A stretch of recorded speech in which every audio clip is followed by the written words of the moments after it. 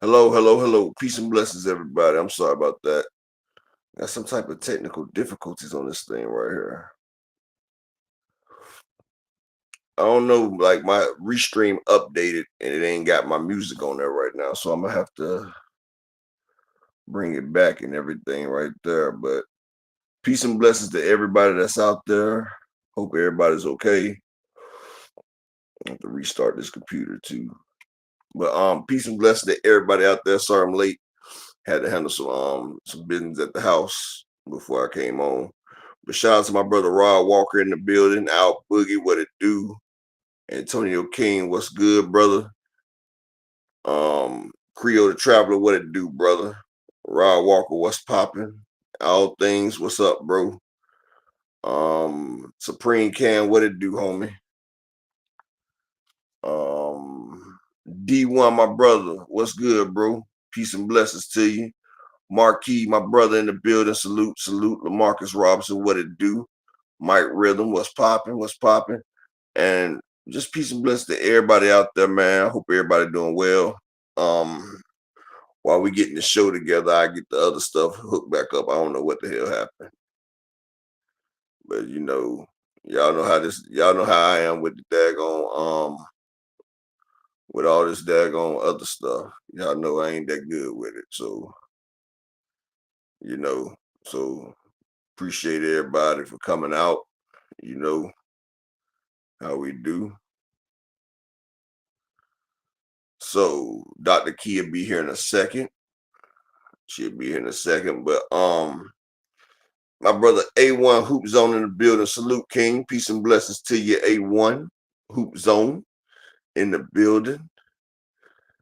Hey, that motherfucking that Inoue fight, boy. EB sweat a lot in the building. Salute King. Peace and blessings. What's going on with you, family? Yeah, I think Key gonna want to talk about that when she get up here, but that damn fight right there wasn't worth a damn hill of beans, bro. Like you said, you been working like a Hebrew slave, D1. We used to call that shit working like a white mouth mule. Motherfucker, work you like a damn mule out this motherfucker, boy. I'm telling you, that's the way it is right there, man. But y'all see, like Donald Trump trying to make it better for people. I think that's what they say. I mean, you could say Monster was a monster D1, but he was going up against, you know what I'm saying? Can you really judge his skills off of what he was going against? Because what he was going against, that shit right there it was like a disadvantage, honestly. Like, that shit was like, really? Like, I don't even think I want him to fight MJ. Like, everybody sit there and talk about Monster versus MJ. Like I said, it's nobody at 122 that's gonna get that man any type of trouble. Like at 122, they're not gonna get that man no trouble. Like at 122, Inoue is motherfucking damn top dog. Like y'all see Shushu at 127. He said he wanted Monster Inoue, and then Shushu, he stepped up. He stepped up and everything. But then when he stepped up his competition, that dude showed him like you're not ready for the top dogs. And I was saying that. I was saying, boy, Shushu getting that anyway, he gonna look worse than Stephen Fulton. So I'm glad Shushu came to him senses. You feel what I'm saying? He came to him senses. And yeah, Ryan Garcia was trolling Devin Haney the other day, right? The motherfucker had the heavy bag right there. And he was beating the shit out the heavy bag. And then they had somebody, I think it was one of Devin's people, sitting there talking about, is he even a real boxer? Like that shit was crazy as hell. Like Ryan Garcia is looking real. Desmond Johnson, salute. Ryan Garcia is looking real brawling at 147 right now. Yeah. So Rolly Romero's about to get put as a pastime. Like he's about to be a real meme right now. And that shit really will be messed up. But he asked for it. But That fight right there is going to do a lot. Cash Crypto, salute, King. That fight is going to get traction because of the sparring footage of Ryan and Rolly. You know, Ryan and Rolly had that sparring footage. So, you know, Rolly, shout out to the beautiful queen, Miss Barbara D. Hope everything's well with your queen. Hope you doing well today. But y'all remember Ryan and Rolly had that motherfucking sparring footage. So, you know, they're going to have to leak that to make it look good. Working like Goyim. Goyim. I don't know what that is. Jay Grant Jr. Salute, King. Thomas Hill, the professional in the building. OG. What's going on, pimpin'? Yeah. So I'm waiting on Dr. Key because she hit me up a minute ago when I first walked in the house. She was ready. We're going to get one of them daggone killer stories again tonight, too, which is good. We ain't got one in a minute. Told her she been slacking on her pimping. You know, y'all give me 1 second. Let me let her know that I'm on.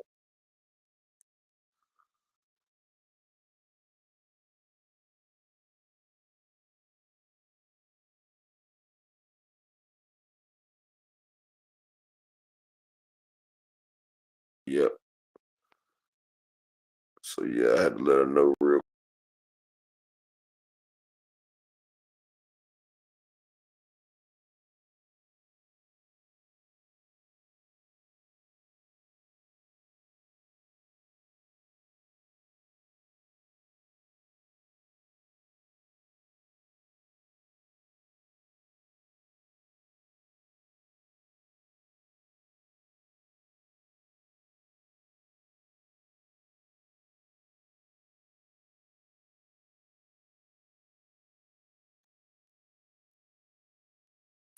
I'm about to pull up that clapback Thursday of Oscar. Y'all give me 1 second. Clapback Thursday.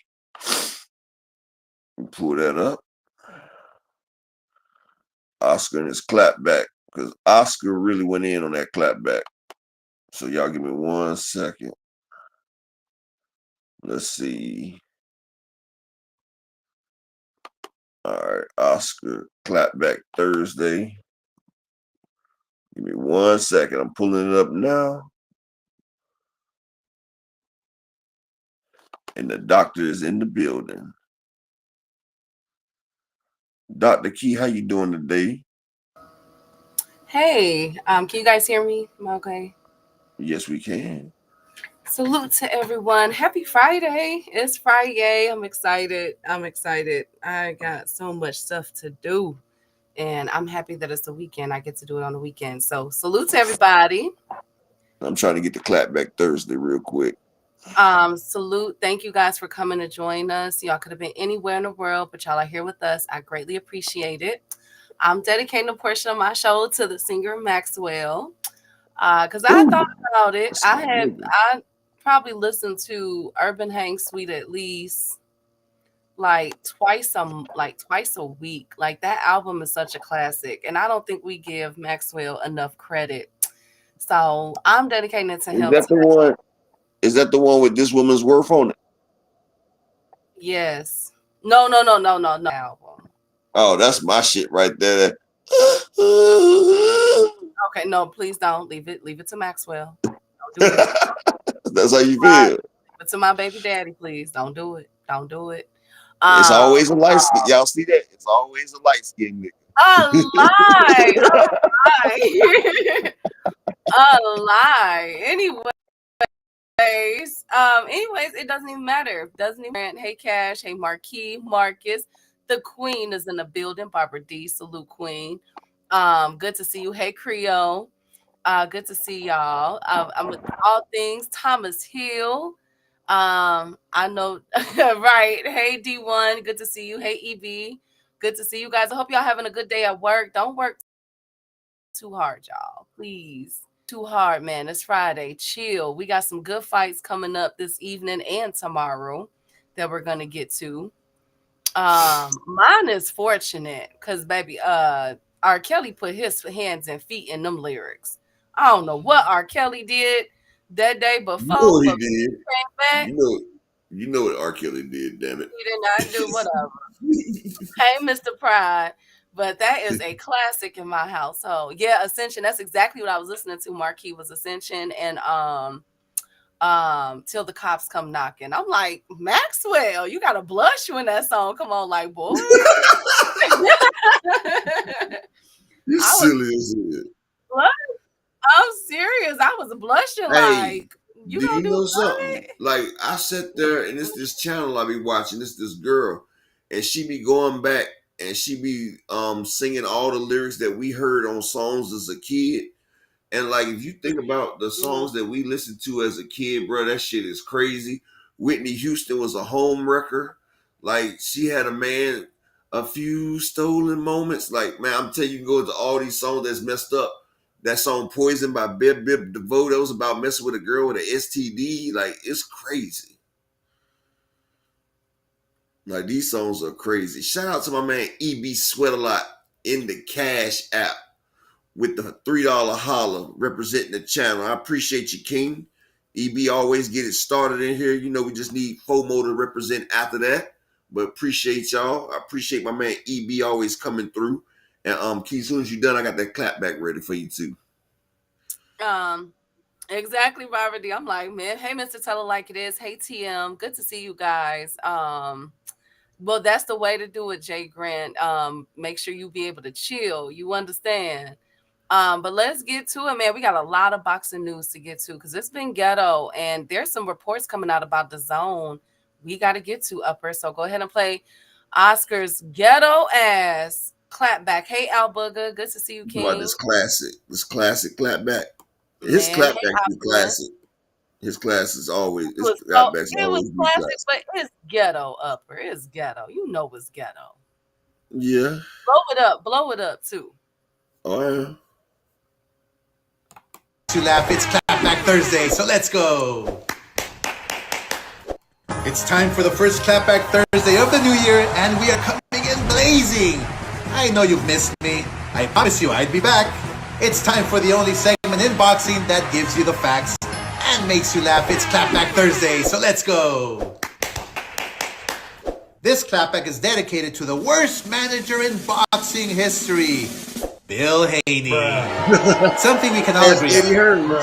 I want to start by saying that I feel sorry for Devin Haney.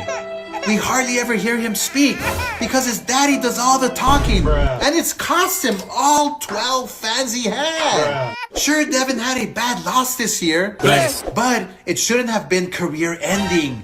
It all could have been easily fixed if it wasn't for his father and manager, Bill, who single-handedly turned it all into a more toxic situation than Chernobyl.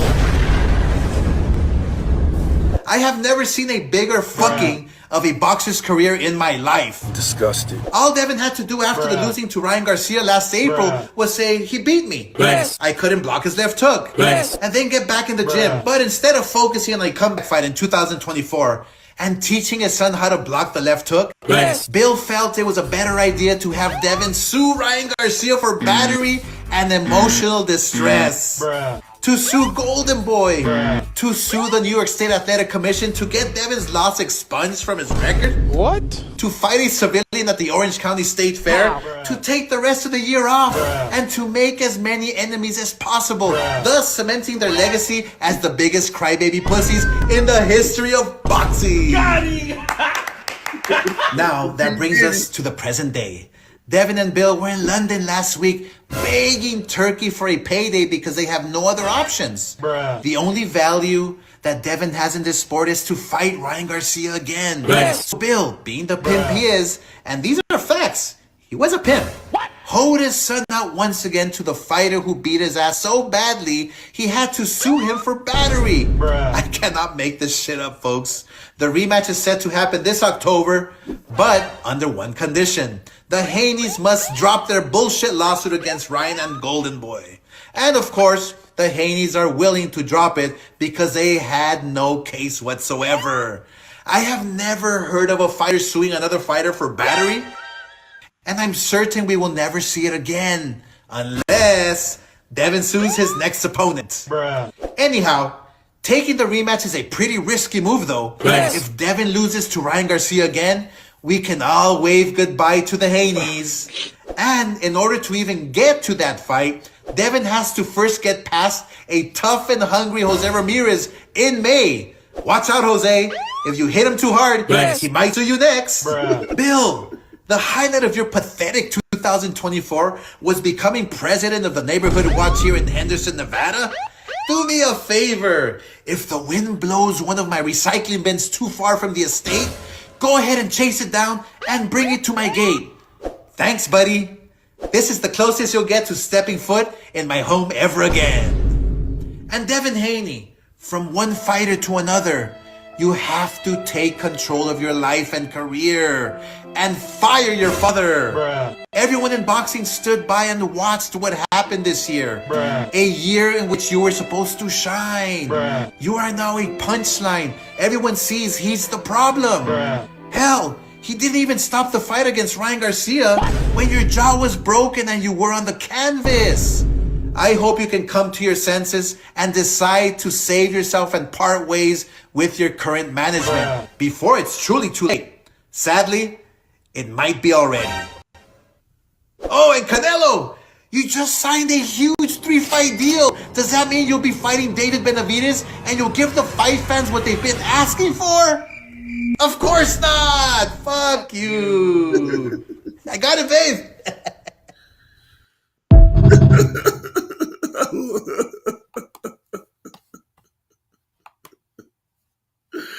Oh man, Oscar kills me, boy. It's not the key. What? He have to come on with his speech. Oh, Lord Jesus. You knew he was gonna give it. You knew he was gonna give it to Canelo. You knew Canelo wasn't safe. Salute to the beautiful queen, Miss Joette, Ashley's Corner. Make sure y'all like, subscribe to my girl's channel. Hey Rod. Hey, Jose Diaz. Salute to Jose Diaz, the beautiful Miss Joette, and the beautiful Ashley's Corner in the building. Salute to y'all as well. So in order to keep it on an even playing field, Bill Haney clapped back. So Bill Haney said in his, he wrote yesterday evening, that's why I saw it. Oscar De La Hoya was never undisputed, something Devin and I accomplished together because we trusted each other. I'm the 2023 Manager of the Year because I believed in my son and he believed in me. That's something Oscar De La Hoya never had with his father, and it shows in a way how he treats his own kids. No, Ryan, I don't want to come over. No, I don't want to come over to your house. Oscar kept the house, but lost everything in it. His kids, his trust, and his legacy as a father. He's got 3 kids who won't step a foot in his house and 3 who can, including his 11-year-old daughter, Victoria, who deserves better. Meanwhile, Sean and my 10-year-old daughter, Bella, are thriving, both A students and tennis standouts, living under my roof with love and support. So, Oscar, before calling us crybaby bitches, remember your kids who are crying. Remember, it's your kids who are crying for their father for real. Ooh, that was an old nasty Southern read. That was a Southern. Ooh, that was a 2 snaps and a twist. Ooh. Have you noticed, though, that every time... And I can imagine him doing a 2 snaps and a twist, too. He just seems like that type of guy. But have you noticed that every time, like this is the second time, like with Floyd Mayweather and Bill got into it, he brought up his children, and now he's bringing up his children with Oscar. Where's Bill Haney getting all this tea at with Oscar and the kids? Bill, shout out to Oakland LDTV. Bill's been around. Bill's an old gossip type. You feel what I'm saying? Them gossip ass niggas that be in everybody else's business. That's what type of dude Bill is. You know that shit, Key. Like shit. That's what damn females do. They harp about shit. And Bill worried about Oscar. Everybody knew what happened with Oscar and his kids. They knew about him and his the separation. We all knew that shit. But Bill has to motherfucker say what he say. You feel me? It still don't excuse the fact that his son had a broke jaw and was getting his ass whooped and his dad didn't save him. Like, I thought a father's job was to protect your child at all costs. If hell, if that was my son and they getting his ass whooped, got his jaw broke, I might have jumped in the ring my damn self, honestly. I'm just saying. Well, one thing, so what do you guys, thank you, Jay Graham. What do you guys, hey Supreme Cam, hey Picasso. What do you guys think about, well, in his defense, Oscar, that was low blows by calling him, saying what he said about to Devin about his daddy. So, I mean, all where was love the to lie call. at? Where was the lie at, Doki? But how do y'all feel? Because a lot of people felt as though that Oscar De La Hoya read Bill for filth. What do y'all think? Where's Frequent? Let me see what Frequent got to say. What I mean, what do y'all think about that? but Key, let me ask you a question. Everybody can attest to it. And shout out to my brother D1 in the Cash App with the $2 holler. Always looking out as well. Appreciate you, King. Thank you for supporting the grind right now on this Shabbat. And also, I just need 3 more people to support the grind, and we got our thing for the day. Like I said, I appreciate everybody that supports this channel. You will be thanked. I appreciate it. But what I was saying, Key, where's the lie at? Like Bill was too all right. Bill done dropped the ball too many times, Key. Like he dropped the ball on Devin's biggest fight. His biggest fight was against Ryan Garcia. Am I wrong? That was the fight that made the most, was Ryan Garcia. It made the most pay-per-view buys. And they really didn't get shit behind that because Bill was focused on the wrong shit. Ryan came into that fight already hydrated, and Bill was worried about money and let Devin still take a fight when he could have fought Barbosa that was sitting in the cut. Devin was taking too much damage. Like you could have stopped that fight. Like it was no reason to let Devin continue to keep getting knocked down. He wasn't going to be able to win the fight. Devin doesn't have no. One thing about fighting, Key, most trainers, good trainers, they know if their fighter ain't going to win, they're not going to allow their fighter to continue to take unnecessary damage. Devin does not have the type of power that will knock a nigga out with one punch power. Shout out to the General Cal Cooley. So you knew your son was way behind on the cards. He doesn't have no fight stopping, change the fight around type power. And your son is on wobbly legs. He's getting knocked around. He's getting the shit beat out of him. He's becoming memes. They're making all types of memes of your son. And you still persist to let him continue to fight. For what reason? It wasn't like he was going to stop that man. Devin doesn't have that type of stopping power. We've never seen in his career that he was going to be able to just turn the fight around with one punch. Only thing that was happening, your son was getting battered. He was getting beat. And you was knocking years off of his career. All for nothing because you fumbled the bag as well. You asked for net profits instead of gross revenue. So Oscar shows you it wasn't no profits. So you walked away with the same. You walked away with less money than you got when you fought Lomachenko, and you did double the pay-per-view buys that you did with Lomachenko. So, No, go ahead.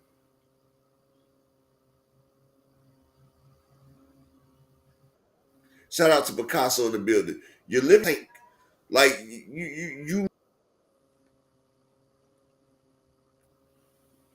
living your son's life, but you're not the one that's in there taking the says. I used to live next to the Haneys. E.B. Sweaterlot says, I used to live next to the Haneys in Henderson, Nevada before Devin went pro. Bill used to move folks all the way if it doesn't benefit his. Yeah, he did the Mickey Bay.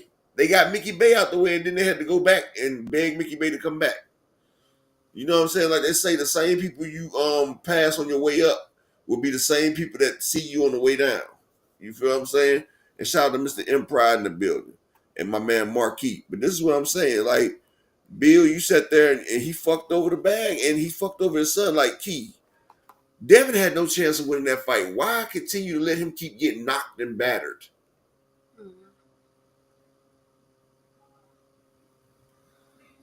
Well,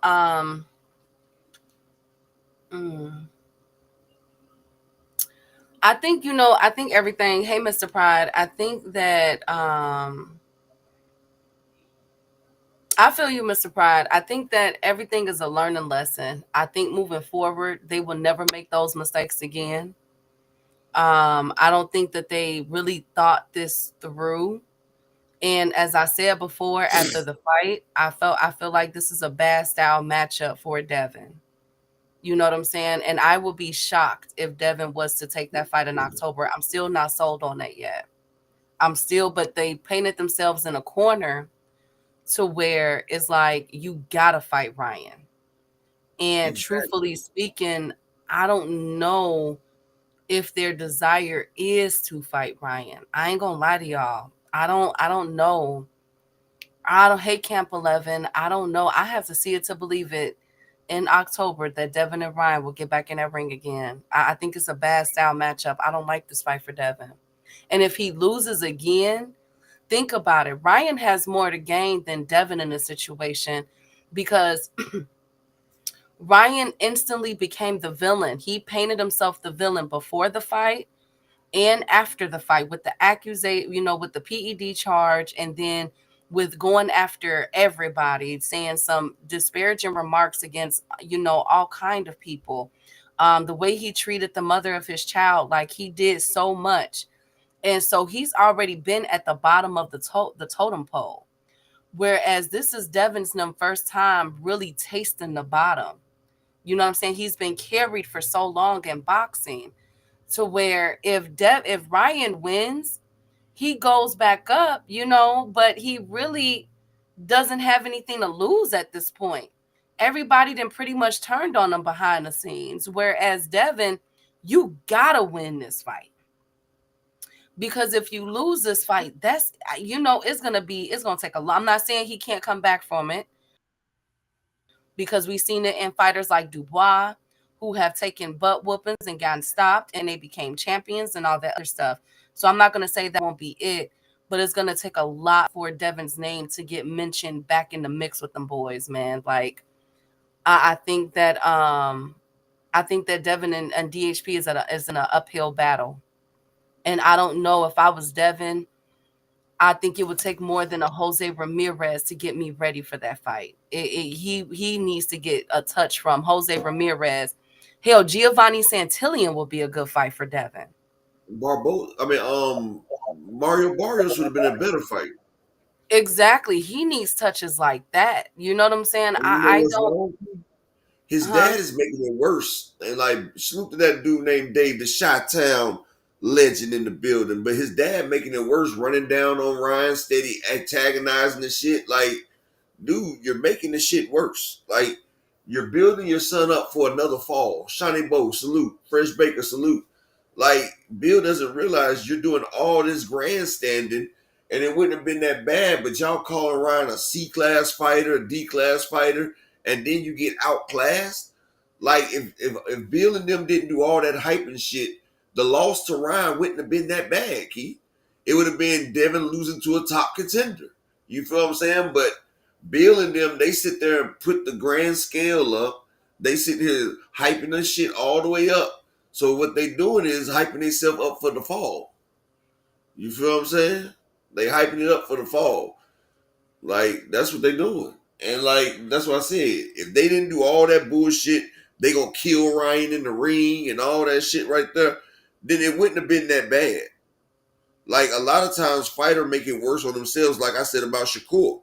Like, if he went out there and fought his fight, it would be okay. But when you see that talking about you gonna walk somebody down and stop them, and then you don't walk somebody down and stop them, then you open up yourself for criticism. And that's what Bill been doing. He opened it up for criticism. We the dream, we the boogeyman, all this bullshit right there. Instead of doing all that, you should just let Devin fight his fight and being who the fuck he's supposed to be. Instead of you trying to turn your pillow-fisted son into a goddamn killer. Like, Winky Wright was a great fighter, but wasn't nobody saying he was a killer. Wasn't nobody saying Spinks was no goddamn killer. We used to go out there and watch them because they was great fighters, but you putting an unnecessary jacket on a motherfucker, that's just like if a nigga act like he a street nigga and he's not a street nigga, eventually a street nigga's gonna get up with him.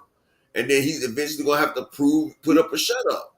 That's why they say be who you are and don't pretend to be something you're not, because everything comes to the light, and eventually when you pretend to be something, that real thing will come towards you and you're gonna have to show and prove or fold like a lawn chair.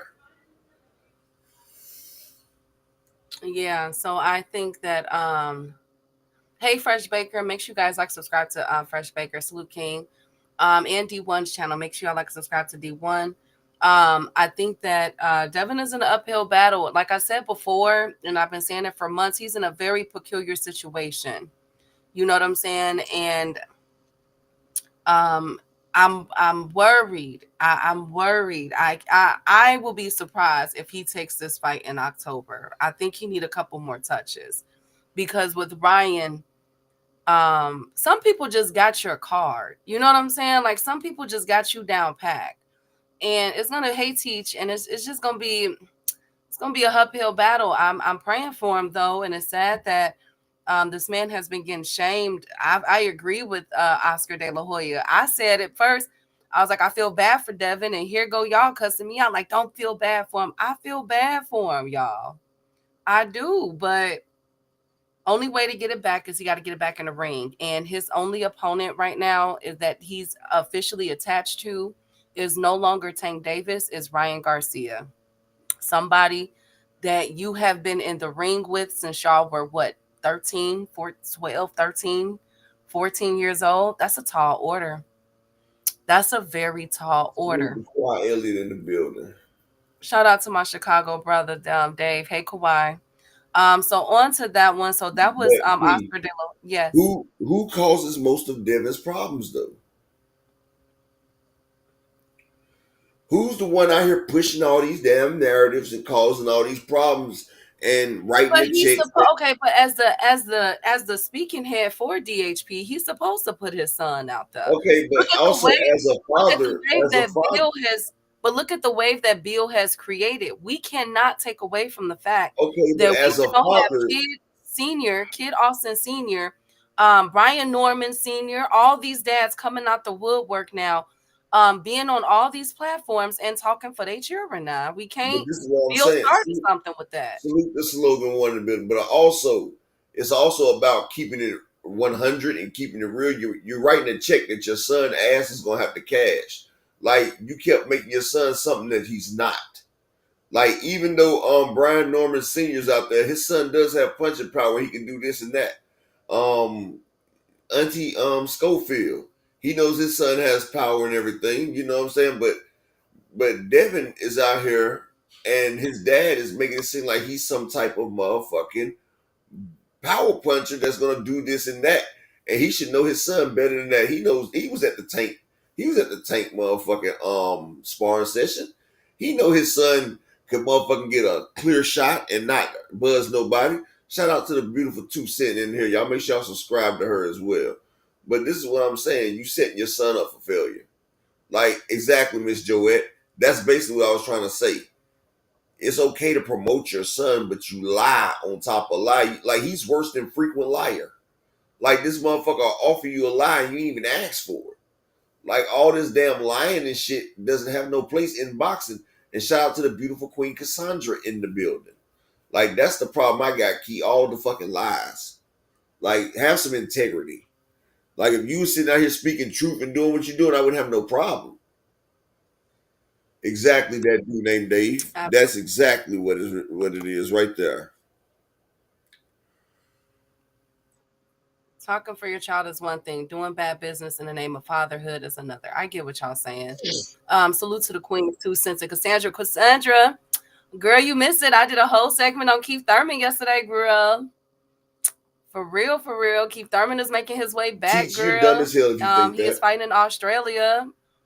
So I'm rooting for him, because that is setting the precedence for the Tim Tszyu versus Keith Thurman fight in the summer. Hey, Big Dog Willie is a poor man. Oh, Lord, Big Dog Willie, you come in throwing shots. Here we go. Thank you, Big Dog Willie. But miss me with the F. I get it. They buried themselves in a hole, and Bill In order to bypass all of this, they need to beat Ryan Garcia. It's crazy they have attached themselves to Ryan Garcia, and until this is handled, and more than likely we'll get 2 fights out of this, October and then February, March of 2026. So, hey Slogan, good to see you, King. So, yes. When Devin loses to Ryan and beat the shit out of Teofimo,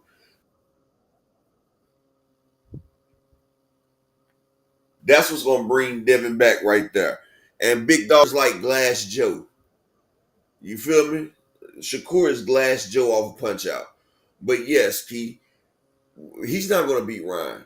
Like, he can move heaven and earth. He's not gonna beat Ryan Garcia, especially Ryan Garcia is gonna be in shape. Like, Ryan really didn't care about the fight the first time. You know, he had a bunch of antics. He was bullshitting around. You best believe if Ryan's about to fight Bill and Devin this time, he's gonna be laser focused. This man is gonna be precision. He's gonna be like hitting my shot like, hey. But this is what I'm saying. When Ryan beats Devin this time, if it's going like the last one, don't let your son take the punishment. Just don't let him take it. But I think Ryan gonna put him to sleep this time because he's gonna be in shape. He's gonna be a lot faster. Have you seen the new video of Ryan on that punching bag, Key? When one of did you see how he was hitting that motherfucking heavy bag, Key? The power of it. I said, yeah. I said, oh man, 147 is not a good look to 147. But I knew his power would, though, because Ryan Garcia is a 147 fighter. He was shrinking down. He was shrinking down to 135 when he shouldn't have been there in the first place. Yeah, I understand that, but what I'm saying is people don't realize this is going to be even worse for Devin. Ryan's going to be in shape. He's going to be down. He's going to have his strength. He's going to have his speed because he showed his speed again. And he's going to be teeing off on Devin. But this is the silver lining. People feel like if Devin loses to Ryan, his career is over with. No, because it'll only still be one loss. He's been a loss to the same person twice. But Jay Grant, because he was out of shape, Jay Grant Jr. He was out of shape, Jay Grant Jr. And if you pay attention to the fight, Jay Grant Jr., he took breaks. He took breaks in the middle of the fight, Jay Grant Jr. He beat your boy ass, Jay Grant. That's what happened. He beat your boy ass. It would have been better about it. This won't be the end of Devin Haney. Out. Exactly, Cash Crypto Jay. I said.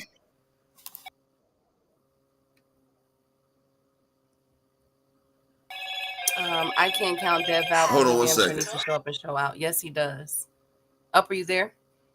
Harvey Doc kept Devin from getting stopped. Man, Harvey Doc took a lot of heat from that fight, man.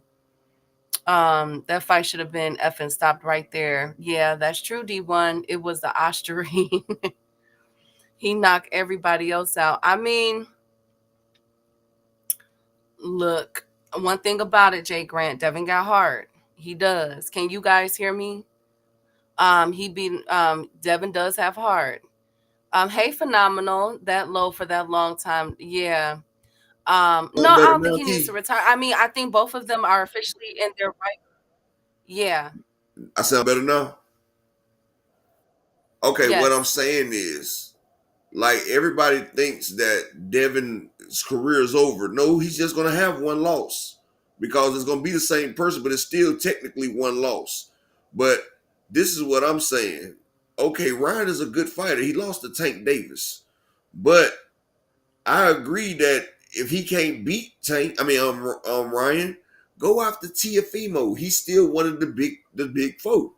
Like, this is still one of the motherfucking he's one of the damn, you know what I'm saying? He's one of the damn four kings. Teofimo has a somewhat of a name. Like, Devin Haney can still get his career back with one loss to Ryan and beating the Teofimo Lopez. And I feel like Devin has the skills to beat a Teofimo Lopez. He's just not going to beat Ryan. I mean, it's just some people you can't beat. And I feel like Devin Upper, you're going out can again. massacre Teofimo.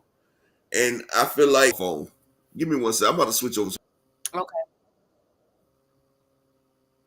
They better hope Ryan doesn't come to the fight trying to hurt.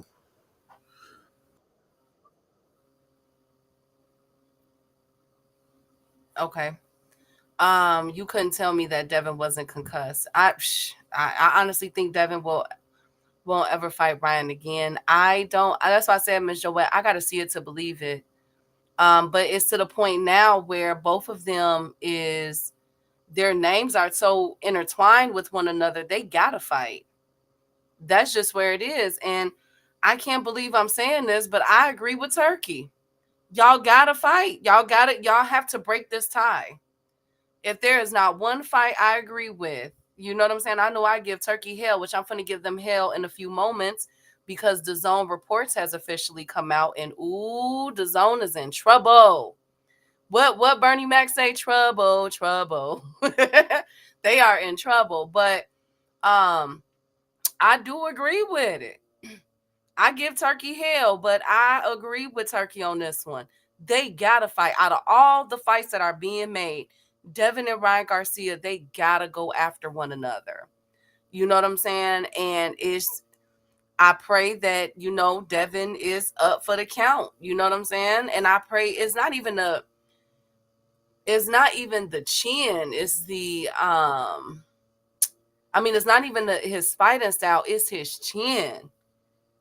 I wonder what he's going to do about that. We know Devin built his career on beating. Look what happened when he fought his own size. Yeah, I get that, Miss Joette. We got to see what happens. You know what I'm saying? Who's going to be the more hungrier fighter? The clapbacks and everything that Oscar is doing, basically they're building the fight.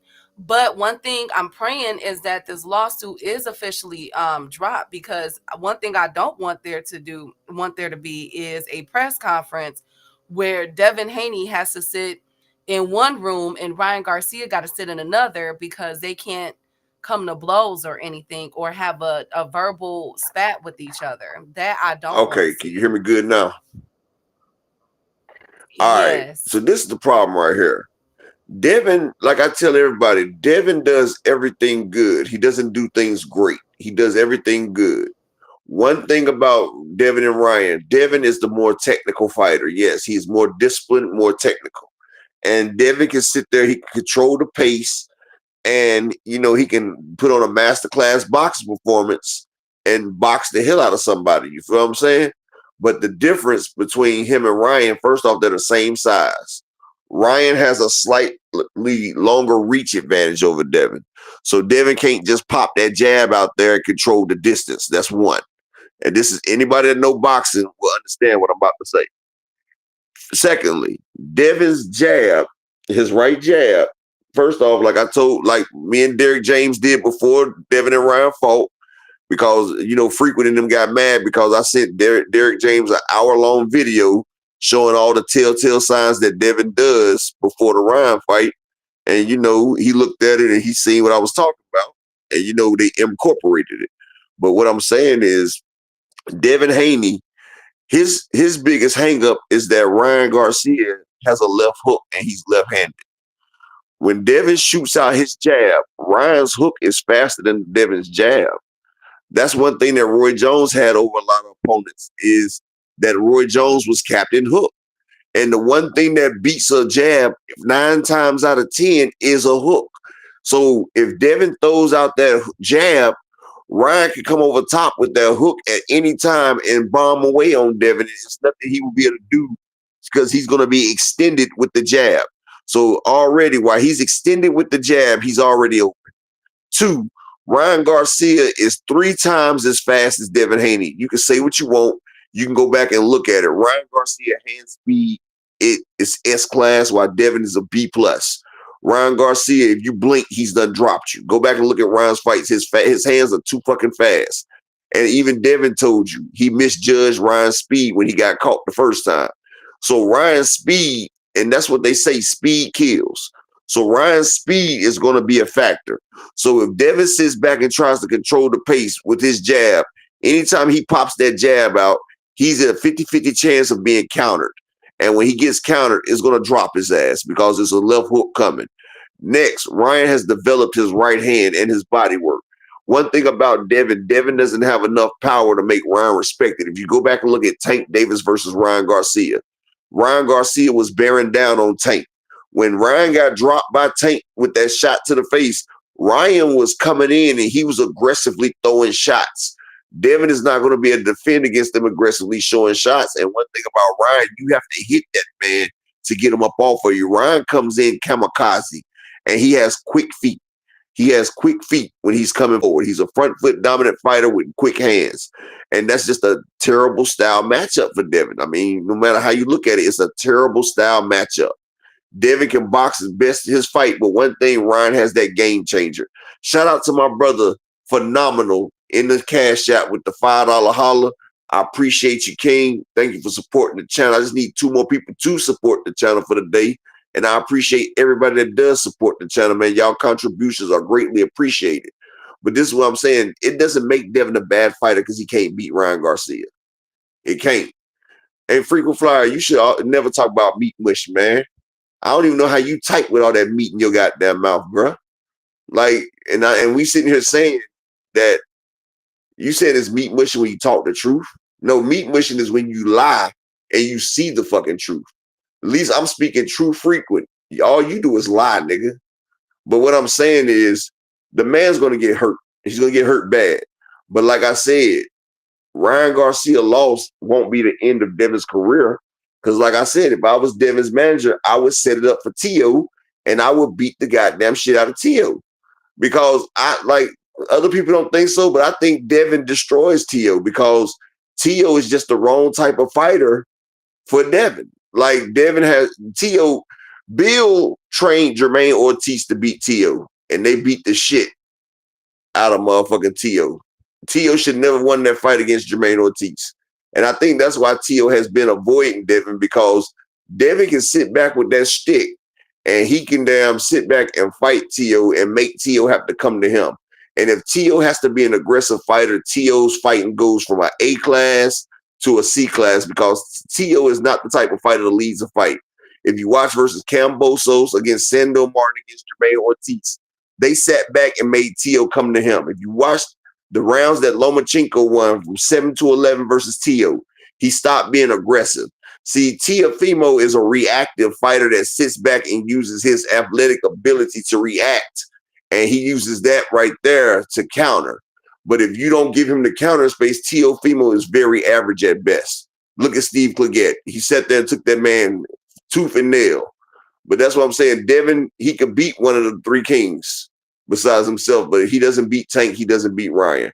Ryan is just too much overmatched for him. I mean, and it be like that sometimes. It's not like we're talking about a bullshit ass fighter. Okay, Frequent, bro, your dumb ass about to get blocked. How the hell you cheating the motherfucker? Okay, Frequent. So when Devin gets stopped this time, Frequent, I want you to delete 8 of your 25 channels, dumbass. How about we put a bet on it then, Frequent? Okay. Shout out to Frequent. Let's go on next. Anyways, on to the next, you guys. DAZN is in hot water right now. So it has been reported just this morning that DAZN is suffering. So the Financial Times reported that DAZN's financial losses widened to 1.4 billion, which is up from the 1.2 billion from the year prior.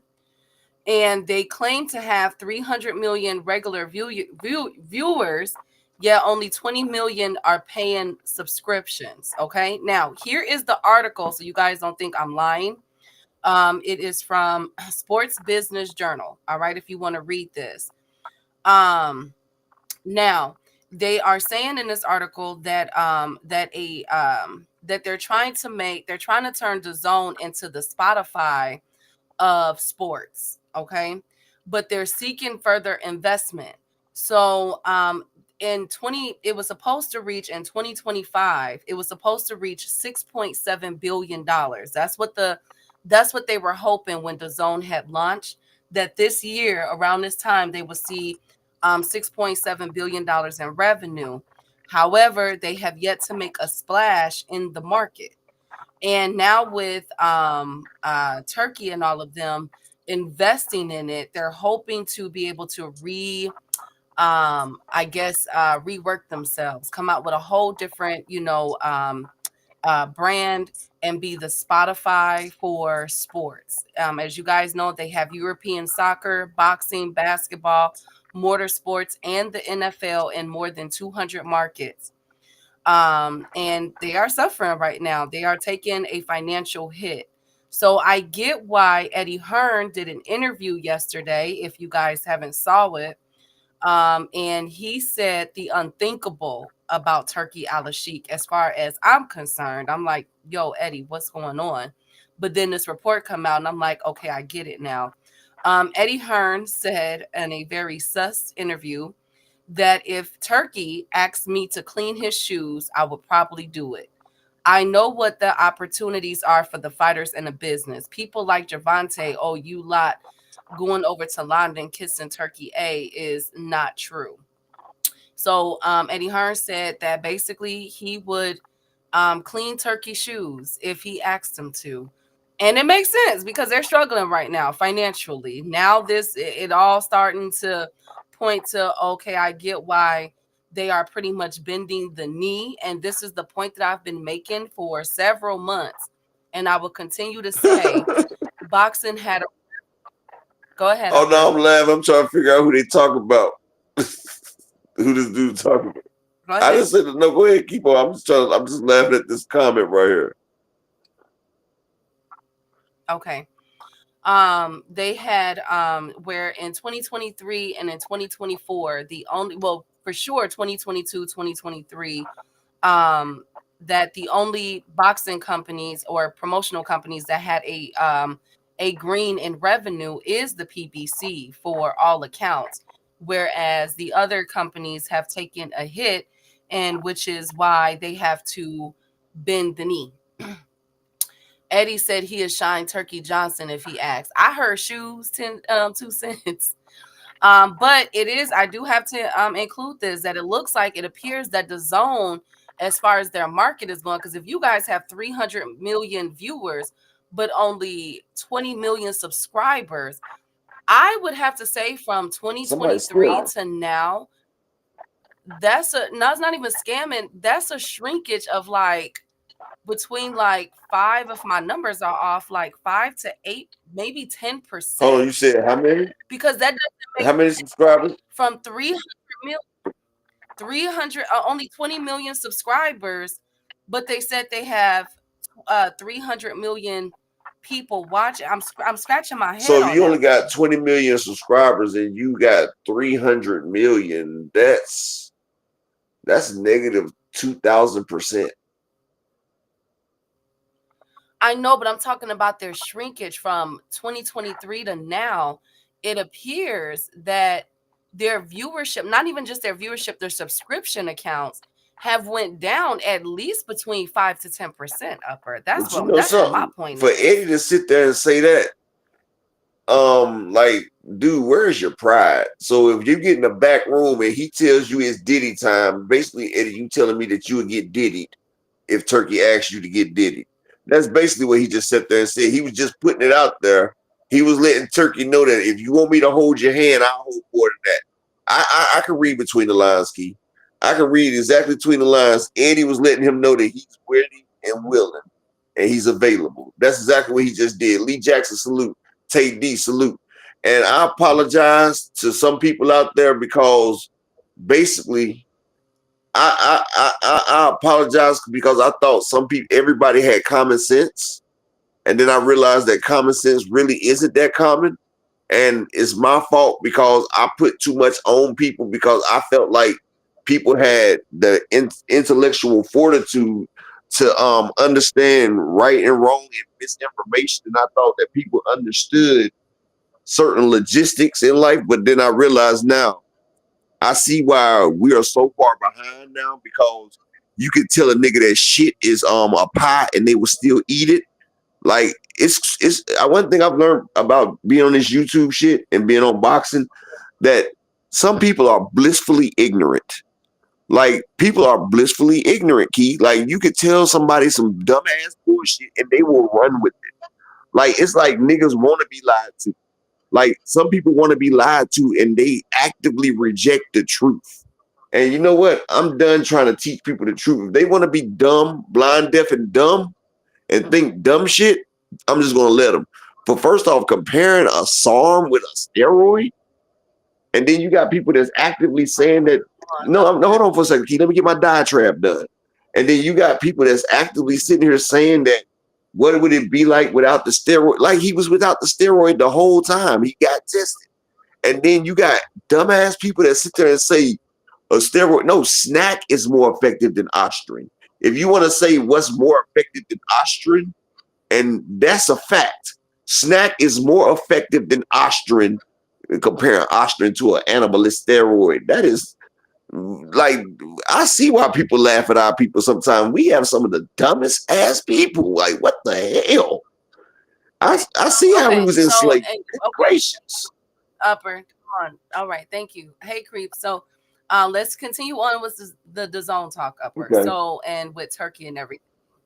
Thank you. So their losses, Upper, come on. So their losses for last year was 1.4 billion, but I want to take into account the trajectory for 2025 is $6 billion. Whoa. Okay.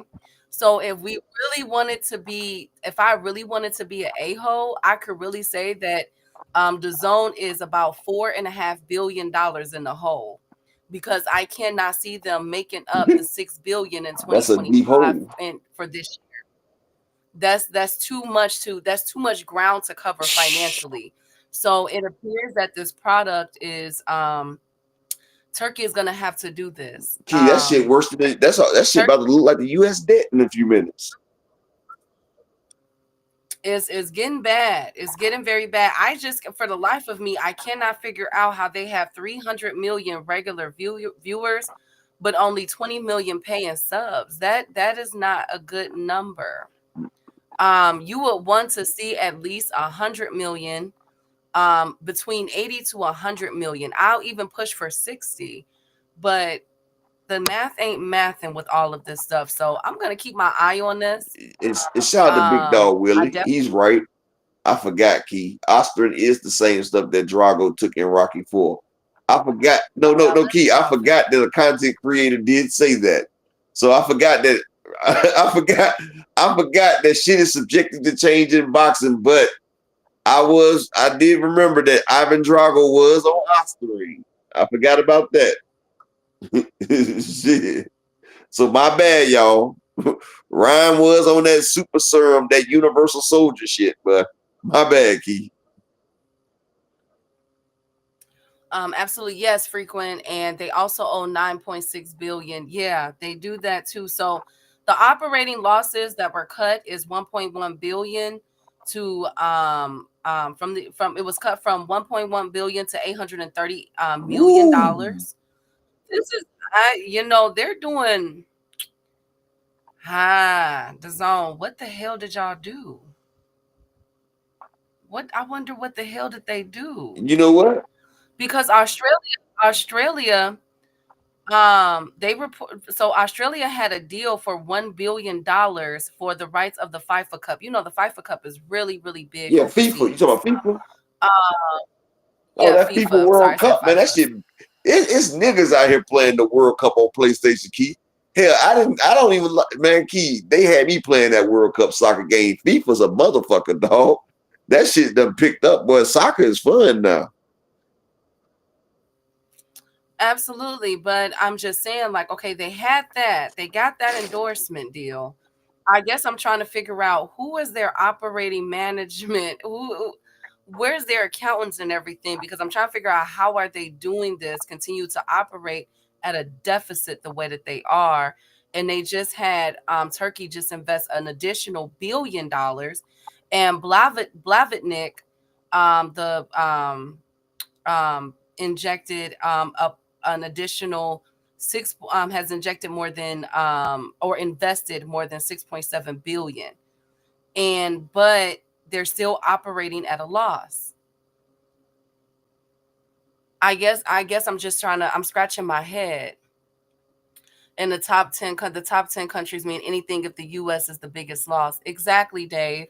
But again, I'm trying to figure out if you're trying to put on the best cards. Here's my position that I'm trying to get y'all to realize too, is that if Turkey is saying that he is trying to make all these cards free in America, which we got to get to that because there was something else that was issued about these Turkey free cards, that if you're trying to do all of these and you're putting on all the big shows in Saudi Arabia, are you truly investing into America? You see what I'm saying? And are you truly invested into the company? There needs to be a question had if you're continuing to suffer losses at the expense that this is. Let a Walmart exec walk in and say that they done lost billions of dollars like this. They will be out within an hour. You don't operate on a loss like that. So I'm just trying to, okay, D1. So I'm just trying to figure, I trust. Creole, what you mean? Free events means no more debt, means more debt. Exactly. But get this.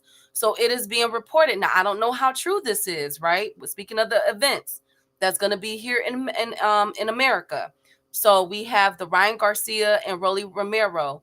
That is a part of that video game, the Fist of Fury video game, remember? And also the Chris Eubank is officially with the Fist of Fury. Now they're saying that in order to buy a ticket or a low price ticket Fatal Fury, whatever it's called, in order to buy a ticket to one of these fights, now this is rumored, I'm waiting for confirmation, but Turkey is trying to implement something where you would have to buy the video game first, and then you will get like a cheap ticket or a discounted ticket or something of that nature. I want the video. So if I don't want a video game, I gotta pay full price. But if I want, I get the marketing. But that don't make sense. This is boxing, not a video game, and it's not even a boxing video game. It's not even undisputed. I know, but check this out, right, Keith? If you had to pay full price anyway, giving a person a discount for a video game is actually a nice perk instead of you paying the regular price anyway. At least this way you're getting something else. Like, hell, I like that kind of like I get a free video. Well, actually the game ain't free, but I can go watch a boxing match and I can get the video game. I can get a discount for buying a video game. I kind of like that right there. Like, honestly, because I don't like it. Okay. My whole thing is if you're trying. So what about this, Key? He don't give away a free video game. Now you still got to pay full price. Okay, but if you're trying to, my whole thing is if you're trying to move up boxing, do not try to move up a video game that you've purchased, that you're trying to put out there. And then what about Undisputed? We have a boxing game already that came and left. It was a dud. Yeah, but you know what? You're saying that you're wanting all this boxing, you're wanting all this stuff, and it appears that the only person that's benefited from this is Turkey. Yeah, but you know, and where is Golden Boy in this? Where is Eddie Hearn in this? These are still there. Well, guess what, Key? He's not getting no money from Undisputed, so he's not gonna push that. But I understand what you're saying. Love boxing so much, create a boxing game. Put us back on the map. That right there, a lot of females don't play it frequent, but that right there, Key, you're absolutely right there. If you're trying to push the culture, exactly, Calcula, it's good business, but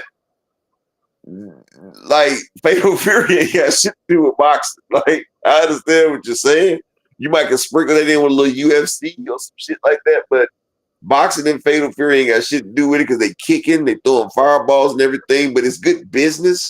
But now you're being contradictory, Turkey. You're showing your true colors, because if you really wanted to upgrade boxing, like you said, like he said, you would create a boxing game.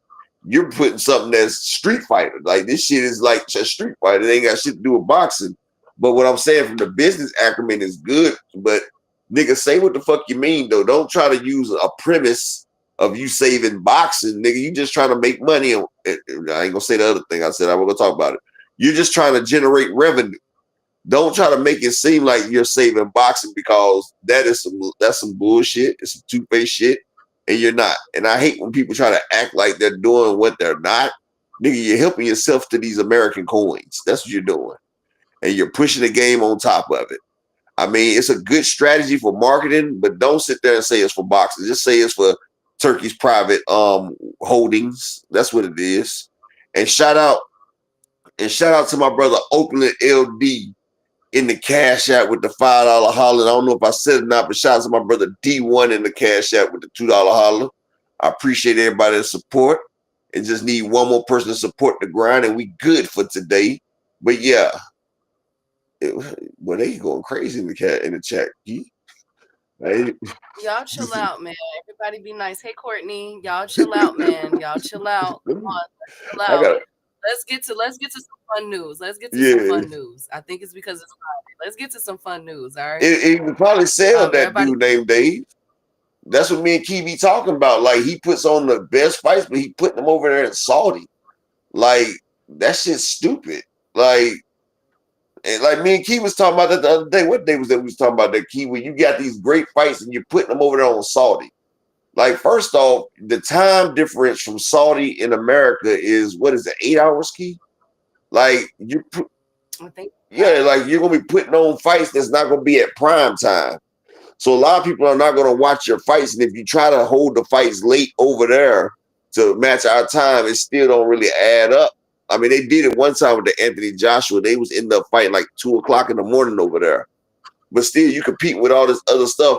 Why not the American-based fighters and the fighters that you're trying to make globally known, like say like a Hamas Shiraz or, you know, superstar caliber fighters? Why not book them in a venue in America and post it where people can actually see them? Because it's if Key don't remind me the day before, I miss out on a lot of this own boxing, because that shit be on at like 2 and 3 o'clock in the afternoon around football time. I have to put that shit up in the corner of my TV to make sure I don't miss it in case I see some good shit. But like, they don't realize that their business market, they're going against the wrong time slots in America. Like, they're going up against college football. They're going up against NFL. They don't realize that their time slots are off.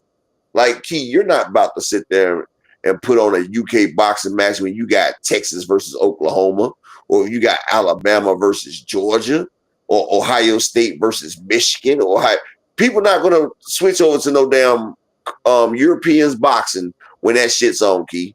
And I'm a boxing fan, but I understand. I love my college football and shit too. Or you're not going to have the Redskins versus Philadelphia in the playoff, the divisional championship, and you got Lester Houlihan versus Charles O'Leary. I'm just making up names. I don't know if those are real people, but you're not about to switch to watch that when shit like that's on. So they're not doing good business practices, Key, and they're fighting at the wrong time slots. And they're making it harder on themselves. Basically, they're fighting against themselves, Key. Exactly. And the general makes a good point. He said it's not good business if you, the company, selling the event. Discount tickets from a video game purchase takes away from the event's profitability unless there's a sponsor funds provided by the developer. Absolutely. But speaking of, if you guys are going to go to Saudi Arabia, they just discounted the tickets.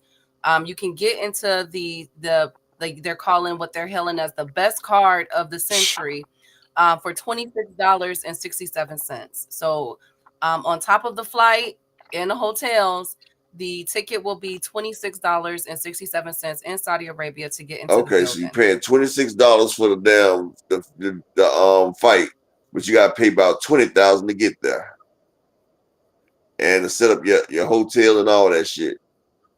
You see, it's not cost efficient. Like, for us to spend $20,000 to come over there and pay $25 seats, why not put that bitch in Vegas and make the seats $1,000? You know what I'm saying? Like, niggas stupid, dog. Like, they stupid as hell, Key. Like, they're not thinking. And then you go to jail for smoking in Saudi Arabia. Like, that shit. Like, they're trying to make Saudi Arabia some kind of boxing capital, but it's an apartheid state, dog. Like you're not gonna be able to do that. Like it's just certain social limitations that's not gonna go over there. Like they really don't like women over there boxing and competing in sports. They've been allowing it, but soon as one of them leaders, the religious leaders, get fed up about that shit, it's gonna be a problem. So like Oh, y'all. you said, what, Key? I said they are cutting up in the chat. I've been laughing the whole damn time.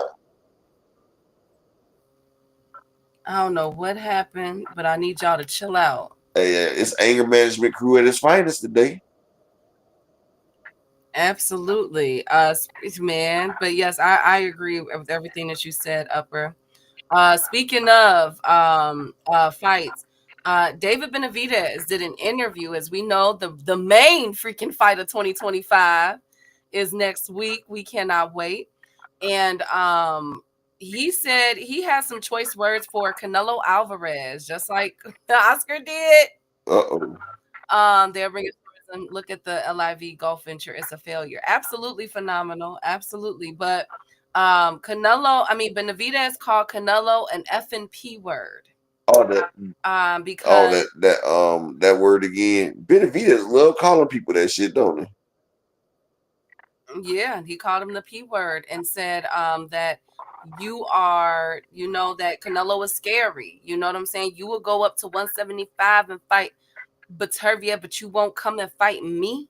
And Benavidez is talking his stuff right now. So is there some truth to that? Do y'all believe that? No. So wait. Before I get there, Canelo did an interview. Canelo did an interview, and he said that the way that, basically, I'm summing it up, that the way that Benavidez came about it with him and the words that he said to him, with calling him please and stuff, that he does not want to give him any money. Boom. So there you go. Hey, you disrespect the GOAT, you get the horns. Like you call Cinnabon a P word, you didn't show Canelo the respect that he so fervently deserves. Yeah, Canelo not about to give you a fight. And I know it's some P stuff, but Benavidez, you need to worry about that Morel problem you got first. But I already knew the way Benavidez was coming at Canelo, like, you shouldn't be like this, but like I said, a lot of men are sensitive nowadays. And it's like, if you don't come to Canelo with the respect that he feels like he deserves, you're not going to get a fight. It shouldn't be like that, Key, honestly. But Benavidez was too aggressive. He was too disrespectful. And Canelo said, fuck you. I'm not trying to give you no money. Just like Spence didn't want to give Keith Thurman no money. You feel what I'm saying? Spence didn't want to give Keith Thurman no money, and he stood by that shit, didn't he, Keith? He stood by that shit the whole way around it. Where he could have gave Keith Thurman some money and got a damn, a touch-up fight, but he didn't. But Benavidez would definitely never get a Canelo fight, so Benavidez gonna talk his shit. But yeah, Benavidez, he did go up to fight Bivol, and he lost. But Bivol was a champion at 175. You're not a champion yet, Benavidez, honestly. So Bivol did have that over you. Now, should he have, don't mess with Texas, salute. My man, no evidence, salute. D. Sanchez, salute. But should Benavidez have gotten the fight? Most definitely.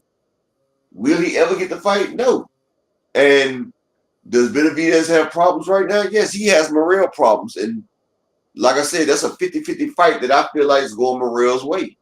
But it's like David Benavidez realized that this fight coming up could be the end of culmination of everything he worked for, because he's been working real hard. And if he loses to Morel, that star status, he gets that close and he's not able to obtain it, which will be, people don't realize, but a loss to Morel really wouldn't be that bad, because it means he fought top competition. But yeah, it's already. Oh yeah, I wanted to say that too.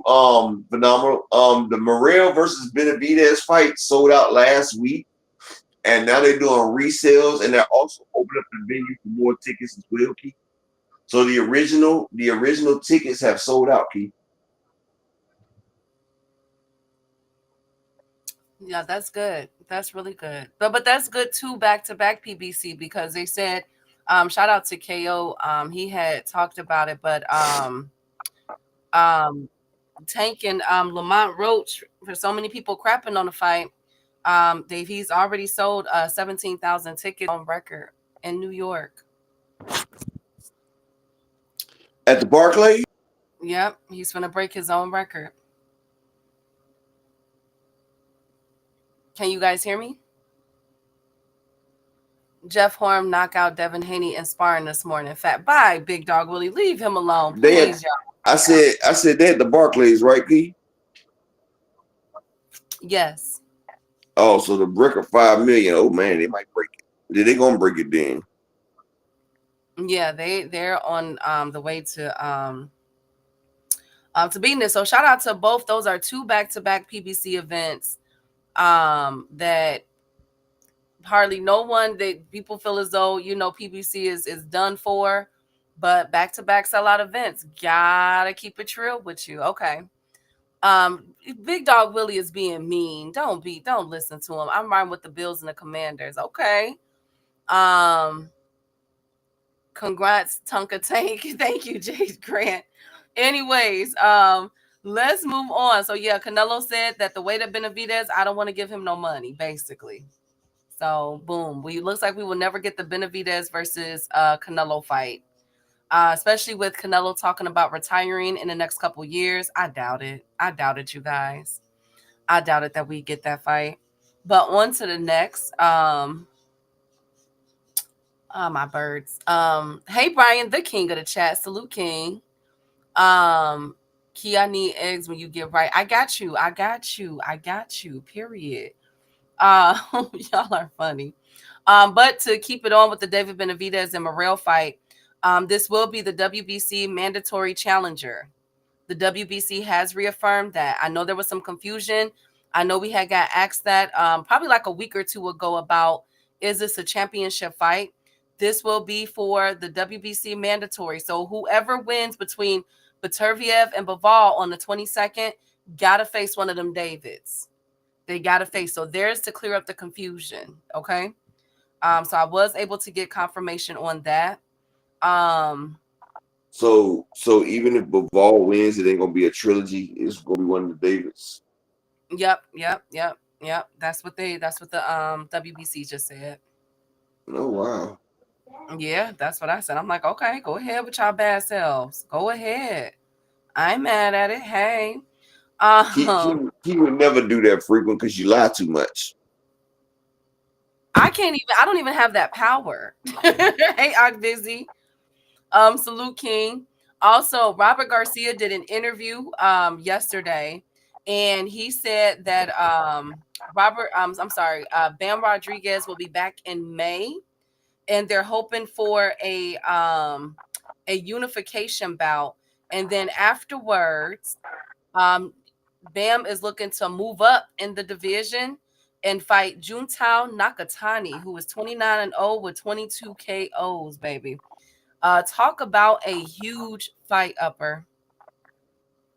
That would be freaking insane if we were to get Bam Rodriguez to move up after his fight in May. If he wins that fight, which I have no doubt that he will face Juntao Nakatani. Come on, man. That's We cool. can't be mad at that fight. We can't be mad at that. I love it. It'll be the first time he's not beating up on motherfucking old people. Yes, sir. I like that. I like that fight. Hey, Texas. At one time, he was going the Devin Haney route.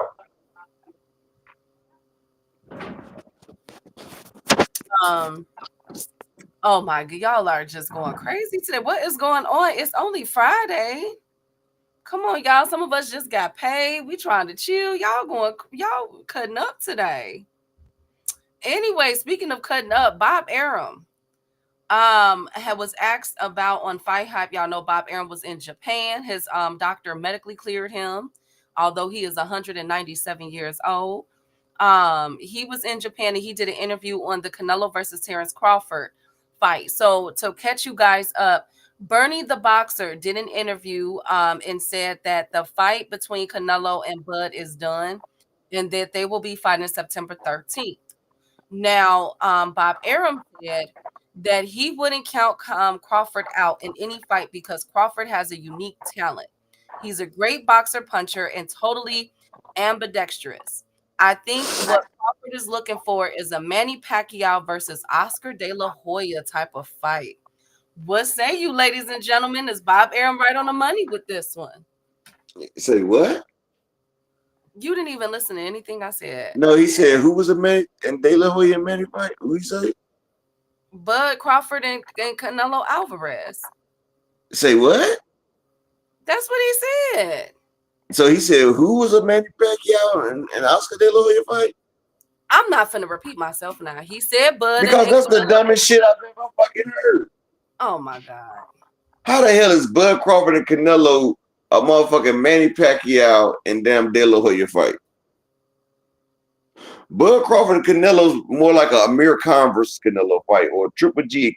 Matter of fact, this would be like Triple G versus Kell Brook. Because Kell Brook was up there, he was whooping on Triple G ass. He was outskilling Triple G, you remember? He was outskilling Triple G. Remember, Kell Brook was popping him. He was outskilling him. He was outboxing Triple G. And guess what happened, Key? The size differential came in and he broke that nigga shit. And that's more comparable for Bud and Canelo is Triple G and Kell Brook. Bud will be the more skilled fighter. He'll be up there doing a good thing, but then eventually size will take over and Canelo's going to break his shit. That's why I had you repeat yourself 3 times because I was sure I didn't hear it correctly, but I guess so. Absolutely. Hey, Akilo, good to see you, King. Always good to see you. And it was somebody else. Mr. M Pride, my fight prediction record is over 90%, buddy. It was somebody else that I forgot to say hi to. I'm gonna catch you. That sounds like Arum is shading Canelo. Well, that's what I was saying. Well, yeah. I mean, but y'all know Bob gonna keep it at times 105. Now, some people said Phenomenal and 2 Cents said that Bernie the Boxer be lying. I'm gonna keep it 105 with y'all. I don't think he is because I really believe that not only did Turkey pay Canelo that money, but I also believe that Turkey is working with the PBC for that fight. So I can't even. I think it's some truth to that. I really do. Jay Grant, nobody wants you dead. I don't. Maybe Bob is since he petitioned a fight in Billy. Well, then Billy has a fight coming up in March or April, one of the two, and Billy's about to make his rounds. I know that M Billy is. You're absolutely right, DZ. He is number 1 though in the N168. We read that off yesterday, but I don't see M Billy getting that fight before a William Skull or somebody, so that Canelo could be 2 times undisputed. And then you feel me, Upper, and then you know, make the other bigger fights, because it appears that Canelo is all about his paper. I mean, if we are to believe the reports, this is over 9 figures that they finna shell out. That's how they trying to make up for that $6 billion, Upper. That's how they trying to make up for it. They need Canelo. They like, look. Exactly. And if Shakur ain't worried, he better be, because they gonna throw Shakur right on over to Tank. Like, look, we need this money. They gonna throw Shakur to Tank, and that's gonna be a turkey card. So you say, so look, so they gonna serve Shakur up the Tank on a platter. Absolutely. For that money, Upper. There's supposed to be a $6 billion, Upper. They're supposed to be a $6 billion. They know exactly what they doing. They like, yeah, we got Canelo.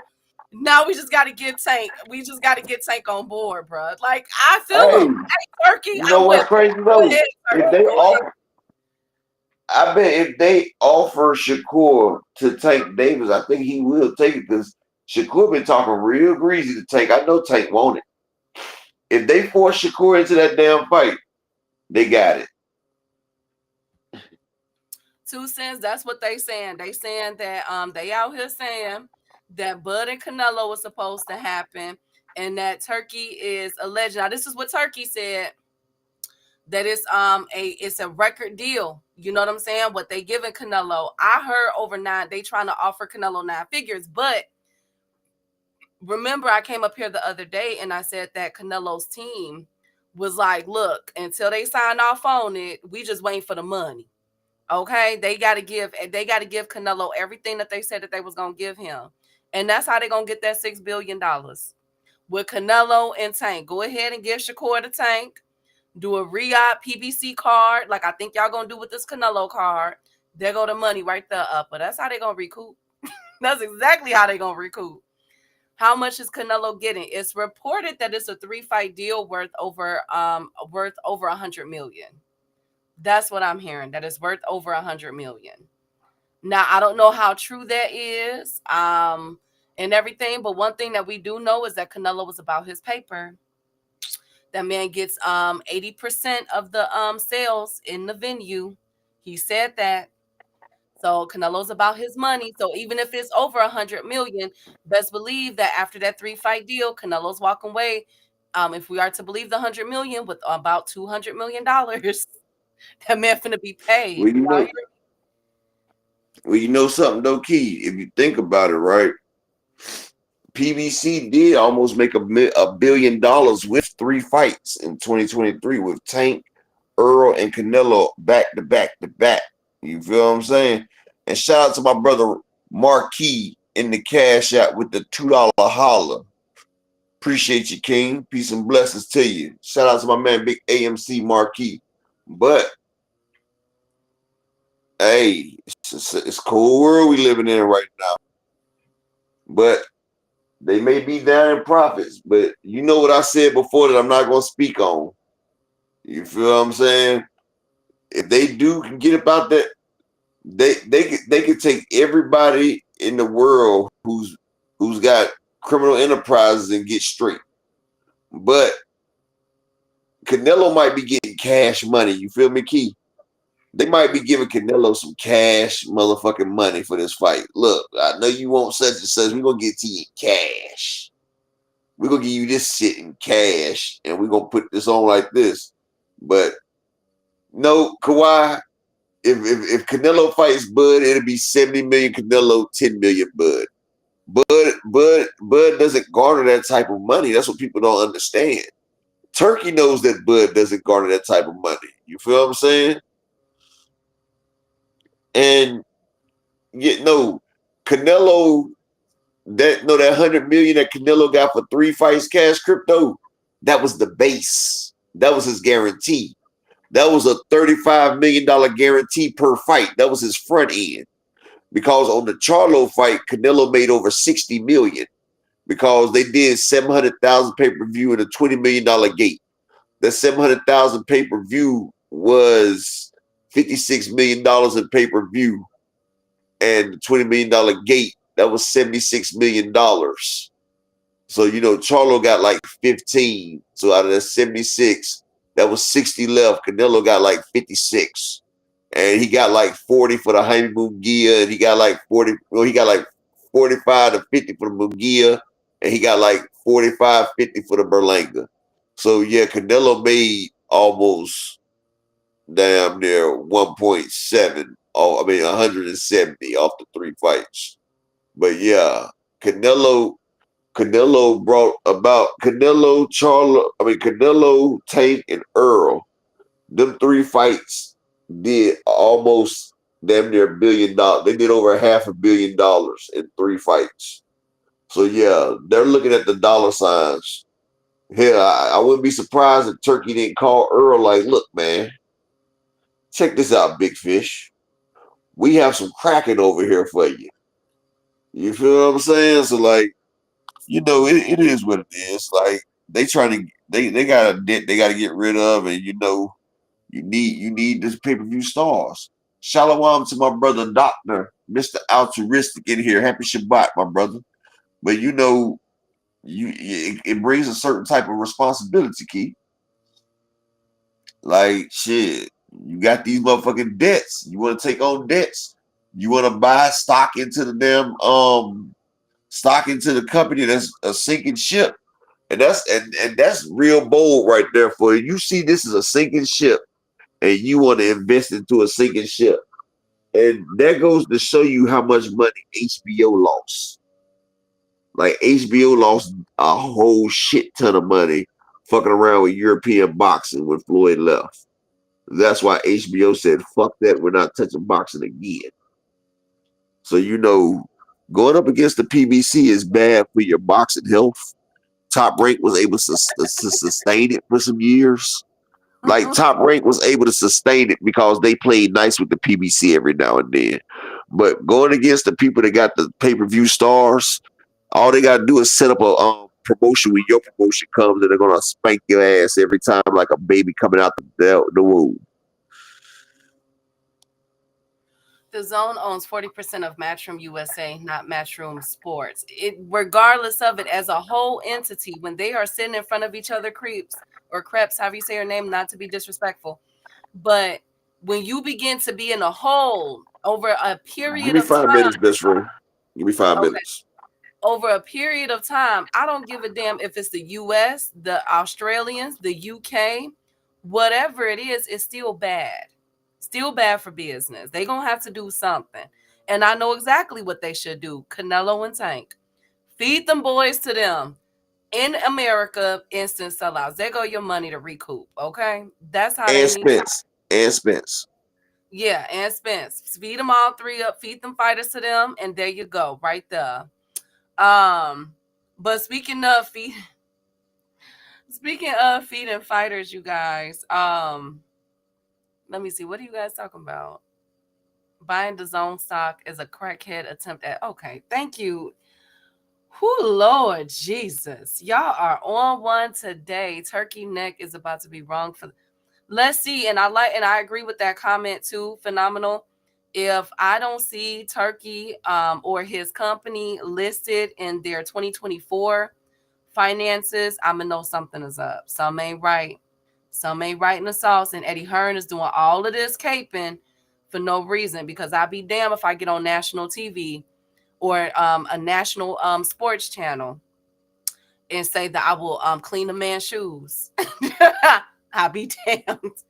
If I was to ever come out and say something like that, y'all smack me. I don't care if you're a man or a woman. Smack me, please. I'm like, what was that? Makes no sense making business with Turkey. That's why I'm saying they're saying it's over 9 figures, DZ. You know what I'm saying? They're saying it's over. So for 150, you got to increase that portfolio by a good 10 to 20%, because Canelo has that deal with Mexico with his fights being viewed over there for free. And he gets 80% of everything in that vending. If you buy a damn granola bar for $2, Canelo is getting 80% of that. That's a fact. He came out and said that. I'm not, speculating on that. So let's see how this goes. All right. So that's why, like, even if it is 150 million, that's still a good payday for Canelo for 3 fights. William Skoll don't stand a chance. Y'all saying that Bud Crawford don't stand a chance. And then the next up on the chopping block could potentially be rematches or somebody new. None of them really stand a chance against Canelo. I think we can all be fair with that. So, that's easy money. Yeah, we're gonna play a code. Yes. Because getting up there saying that about another grown man tells me that you got a hand up your. Oh my God, phenomenal. Speaking of hands up behind, Sandor Martin and Puello. Yesterday, PBC had a virtual press conference with the undercards for the March 1st card with Tank Davis. Definitely check that out. It was quite entertaining. But the most entertaining part to me was Sandor Martin and Puello. Gary Antoine was there, as well as El Rayo. They are both talking about bringing the heat. You know what I'm saying? Everybody pretty much said the same thing. They're not leaving it up to the judges. Gary Antoine was saying that, basically he's going to step, because he feels as though that he was robbed in the Puello fight. So he's going to step to Rayo and take his belt. And I like that energy. But with Sandor Martin and Puello, that is the fight that I'm really looking at, because that's a really interesting fight to me. Sandor Martin said he's not leaving it up against leaving it to the judges against Puello. And Puello said that he finna knock Sandor Martin out. I love it. I'm love it. And Puello said that he's trying to clean out the 140 division. So he's looking to go for undisputed. Do you guys think that with Puello's technique, his skills, I know we've only seen him a couple times in the past couple years, but do you guys think that with Puello, he has the what's the word I'm looking for? The skills to pay the bills to become 140 to become undisputed at 140. He's saying he wants to clean it out. I got you, Creo. Puello is definitely good enough to clear out the division. Yeah, okay. Lord, Rod, log out. Be nice. Be nice, y'all. What's going on today? I like Puello, though. I thought he did better than I definitely expected with Gary Antoine. But again, my Trojan horse of the 140 division is Andy Hirakoa. And I haven't heard nobody mention this man's name yet.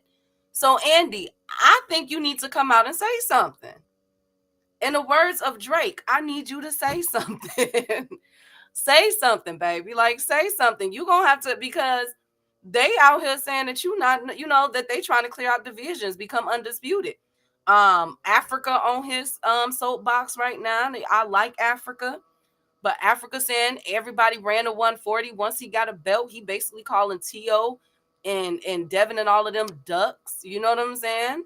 Rayo saying he finna continue to be the champion and he will be that one left. Puello saying, what's up? I'm like, yo, where's Andy Hirakoa? Hey, Justin. How you doing, King? Where's Andy? I want to see, you know what I'm saying? Like, Andy, get up there. Say something. In the words of academics, pick up a stick. You got to let them boys know that you ain't soft. You was not a soft touch at all. Lord Jesus. Thank you, Cash Crypto. Lord have mercy. Haney ducked Puello. I don't think he ducked Puello.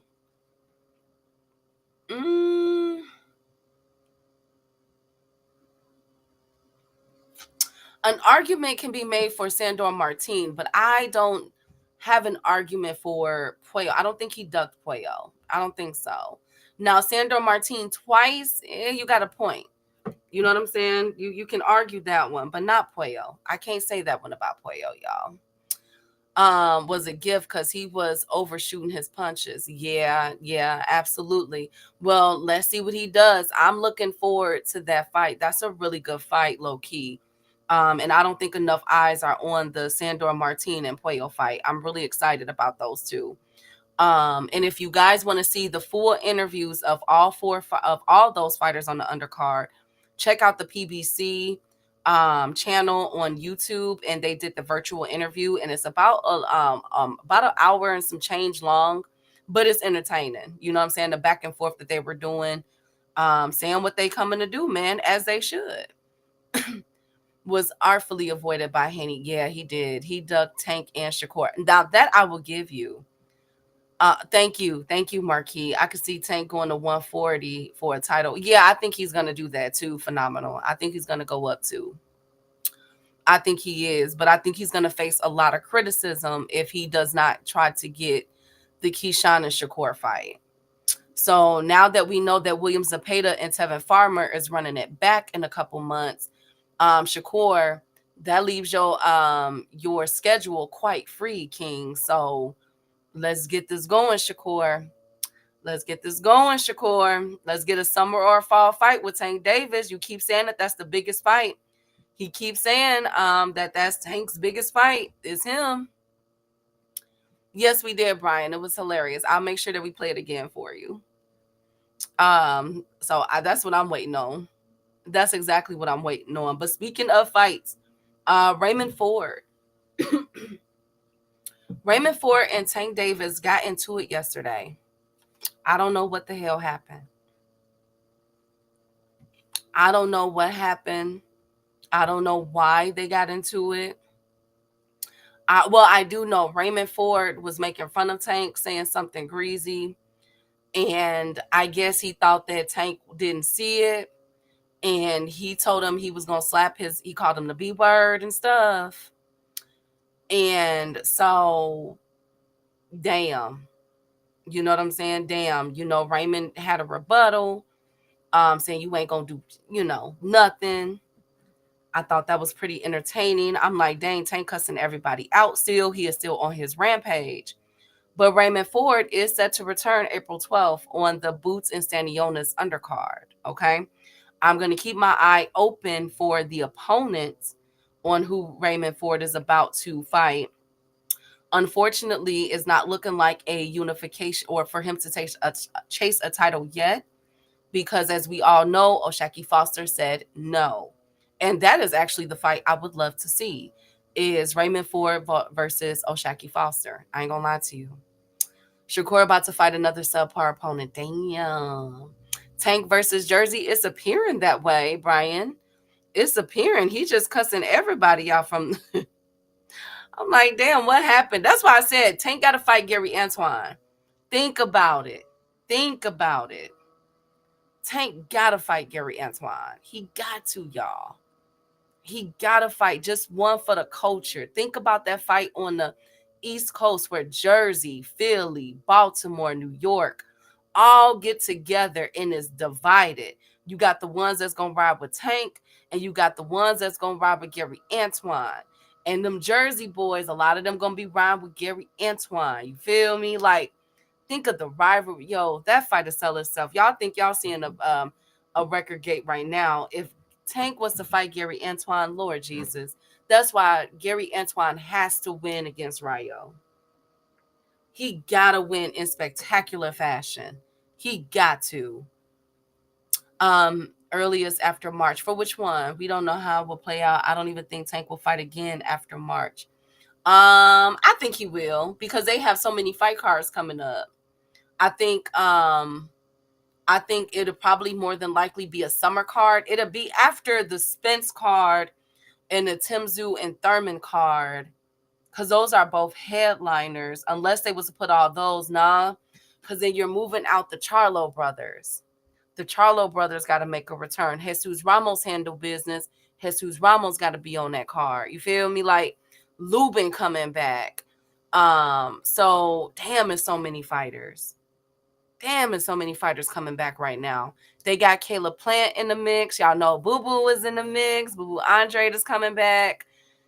So if Tank was to fight again, which I do believe he will, it will be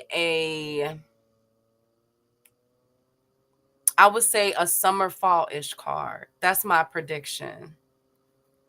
That's my prediction. And Tank shows keep rolling. Tank versus Loma in the summer.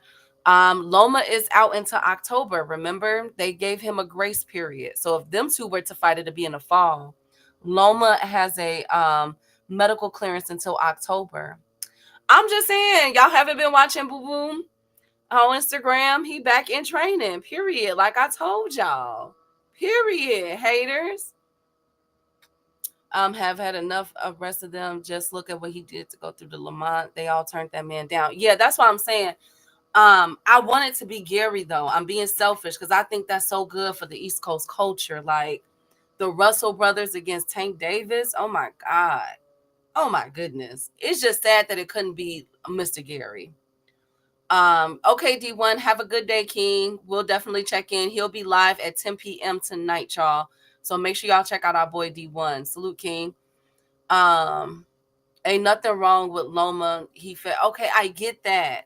Thank you, Phenomenal. Whatever. I get that. But Loma did say, the IBF and them said that Loma is out into October. So if Loma comes back before October, I'm calling Cap. I'm calling Cap and Duck. Okay. I've been calling him a duck, but he's definitely a duck. Yes, he is. Yes, he is. You know what, right? Y'all gonna stop. Okay. Now, when Boo Boo come back, I don't want to hear nothing. I don't want to hear nothing. I don't want to hear nothing. Okay? I don't want to hear anything. But those are the cards. So, yeah, I would say Tank can get on a summer. He can do a summer card where he can have a lot of them guys on there. He could still have a Charlo brother. I would like to see a Tank with a Jesus Ramos on the undercard. Man, that would be a good card with Lubin, because we know Lubin ain't gonna get it back in blood with Ramos. So at least for now, I don't think so. I would like to see that type of card for Tank in the summertime. That will sell out. That would go crazy. Oh, okay. Okay. But speaking of cards, we had an exciting card yesterday. Well, this morning. I'm not even gonna say that. I'm capping. I'm lying. I'm lying. That was really boring. Okay, from the fight that I've seen on. Shout out to everybody on Twitter putting up these videos of each of these fights, from Inoue to what's that guy name? Jin Sasaki, all of that. That was a boring card, ladies and gentlemen. I ain't gonna hold y'all. I was like, yo, I'm so happy I slept in and didn't wake up to watch this card. Inoue did what I knew he was gonna do. I had Inoue under 4. And if you got that, then shout out to you for betting on that with Inoue. As you all know, Inoue next fight, they're looking to make that in Vegas. So be looking out for that. But Jin Sasaki had the most memorable moment of that performance, because after his fight, he called out everybody. He took out his phone. He read his speech, okay? And Jin Sasaki called out Boots Ennis. Jin Sasaki called out Brian Norman Jr. and everybody. Now, listen, Jin, I like you. I think that you're a good fighter. But how do y'all think Jin Sasaki will play out with Boots? Because he wants Boots, Brian Norman Jr., and Mario Barrios. How y'all think that'll play out? Bill Haney said that he gave Anita Baker a voice. Oh, Lord Jesus. Thank you, guys. Thank you guys so much. Inoue needs to be purged from the pound for pound until he fights some real fighters. Let's hate on him like they hate on the fighters over here. I mean, but okay. Inoue did what he was supposed to do, Rob, with the 2-week replacement. And I get it. Goodman ain't gonna be no better. I got Goodman getting up out of that 6 and under like I did with this guy. So he ain't gonna be no better. A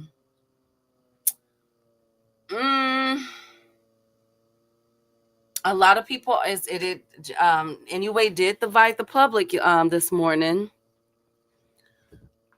You know what I'm saying? With people calling him the best ever right now. And it's like, you were supposed to do that, because I don't even think that Kim went 12 rounds in his fights yet. Like, I don't know. I just knew dude was going to get washed when I seen him. I was like, oh, God. Inoue is about to hurt this baby. He did. I read the statement, Akilo. I'll read it for you again once we play it again. He be beating the beef and broccoli out of those. Okay. Thank you, Marquis. Thank you. Tim Bradley was swinging from his job. Oh my God. Oh my God. My boys are going in today, man. Y'all going in today. Hey, Mello. Good to see you, King.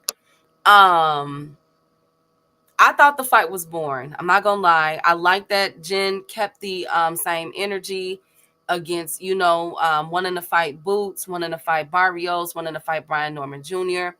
I like that. Do I think that he can hold a match to them? No. I got all 3 of them beating Jin Sasaki as far as right now go, from what I seen on the stuff. Hey, Zach B. What I seen this morning, the highlights from this morning, there was nothing that really stood out to me that I feel as though he can give Boots or even Brian Norman Jr. problems with. Hey, No Evidence. That's what I forgot to say hi to. Zach and No Evidence. But I appreciate his bravado. Why did Inoue went from the Tokyo Dome to smaller venues? Look at because it costs more. Easy. The smaller venues, they get to charge a higher price for the tickets. Look at who he was fighting. I mean, Kim didn't stand a chance. He got beat up. Key, I sat there and watched that thing on a replay. I was like, well, I'm glad I didn't stay up for that one. But that's what I said earlier. Like, Inoue don't need to. That's why I said earlier, Inoue don't need to fight nobody else at 122. It's just not a challenge for him no more. Like, move on up and go ahead. Like, Shushu asked for Inoue, but then when Shushu stepped up his competition, he's seen that there's a difference between D-class fighters and C-class. So if he go up against the A-class like Inoue, he know it'll be a problem. So, he ain't calling Inoue no more. But I feel like Inoue need to go flex his muscles at 127. So he can get ready for one of the biggest fights in the history, if they can make it. And you know what I just thought about, Key? Inoue signed a 3-fight deal with Turkey, right? I think so. And they in that debt, they trying to get out of debt, right? What you think about Inoue's third fight, Turkey a la shit, setting up a fight with Tank Davis? Remember how you said they wanted Tank, right? And they got Inoue for 3 fights. And everybody do know that Inoue rehydrates as big as Tank Davis. I don't think they'll do it. You don't think Turkey would try it? No, because he already has the obligation contract signed to Sam Goodman. He got that Picasso guy, and he also has MJ at the end of the year. The third fight is open in the air. No, MJ is supposed to be the third. He said he's not fighting MJ. No, he said he would. He said he would. Well, Inoue came out and said he's not. I'm pretty sure that if Turkey and them tried to get that fight right there, somebody will take step aside money. So that means that Inoue is going to fight 3 more times at 122. Yes, correct. That's what they're saying. That's what Bob is saying. I'm just saying. Just don't be surprised if that fight does come up. Just don't be surprised. It'll more than likely, in my opinion, it'll be in 2026. But I think that Inoue needs to, if he's going to get in there with Tank, he needs to go to 127 first. I need to see how he does against Espinoza. I got to see how he does against not Robisi. He beats Robisi. I think my. Espinoza and Tank is 2 different fighters though. Espinoza is 6.5 feet. Okay. Espinoza is 6 feet 1 inch. Well, then give him Nick Ball. I like that fight. Give him Nick Ball. I got him destroying. I got him destroying Nick Ball. Hey. Destroying Nick Ball. I got damn motherfucking Stephen Fulton beat Nick Ball. Well, honestly, I would think that you know what? I wouldn't be surprised if that would be the play possibly for like a 2026, 2027. Just to get a big ass money grab, because that's a money grab right there for real. Yeah, I like Bam Rodriguez versus Inoue too. That's a good fight. Well, it ain't like Bam doesn't rehydrate that high. Okay, so that was one of the controversies. So I'm glad you said that, Upper. Speaking of rehydrating, there is rumor spreading around that Kim and Inoue was way above the contracted weight of 122. They said Inoue was 150 last night. Yeah, they said that he was 150. That is insane if that's true. If it's true, that's but Key, ain't no if that's true. When he fought the damn Tapalas guy, he was 144. So that's 6 more pounds. When he fought Stephen Fulton, he was the bigger guy. And Stephen Fulton was a 122 pounder. But see, this is what Pacquiao used to do. Pacquiao was down at them lower weights, and Pacquiao would be fighting at 118 and be coming in at 140 something. So everybody was like, Pacquiao, 8 division champ. No, Pacquiao just couldn't shrink back down no more. Like, them boys be sitting there. Like, that's what I've been saying. Inoue, Pacquiao, they fighting in them little ass divisions. They rehydrate past motherfucking lightweights. Like, them motherfuckers rehydrated in Lomachenko. It's like when Lomachenko fought Rodrigo. That's basically what it is. A big motherfucker pounding on little people. That's why Inoue so brilliant against them, stopping them people like that, because hell, he got them by 15, 20 pounds. Bam Rodriguez too. When he fought Sonny, Bam was over 140. He went up 6.5 divisions. Like, and that's the shit I be talking about, how people rehydrate and they manipulate the divisions like that.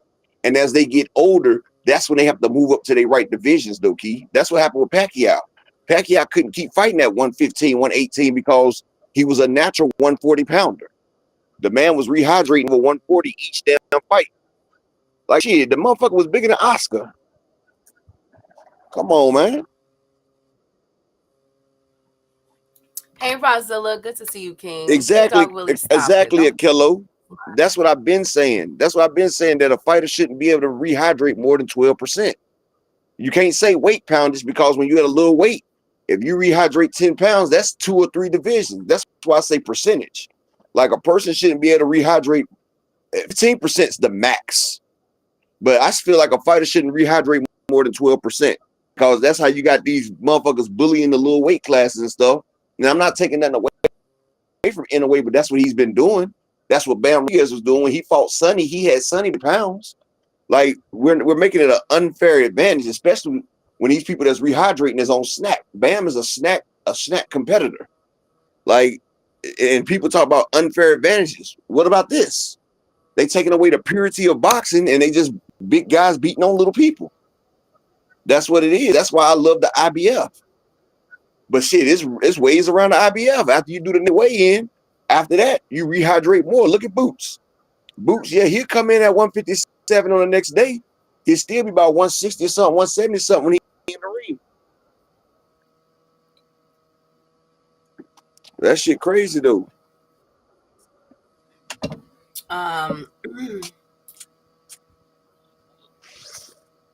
Well, yeah, so that's the controversy surrounding it. That's why, and I'm gonna put it out there.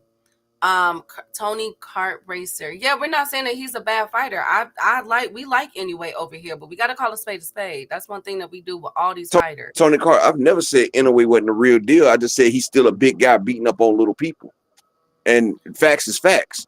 Just like Bam Rodriguez. He fights at 115, but he's weighing in at over 140. I mean, if we're going to talk about people being weight bullies, we're going to keep it all the way 100. One thing about me, even my man Earl Spence used to do it. I mean, and when you're a unified champion, it's even better because you ain't got to go by the IBF rules, but still, I love boxing first, not fighters. I'm a fan of boxing. And if we want to keep the purity of the boxing, people shouldn't be able to rehydrate more than 12 to 13%.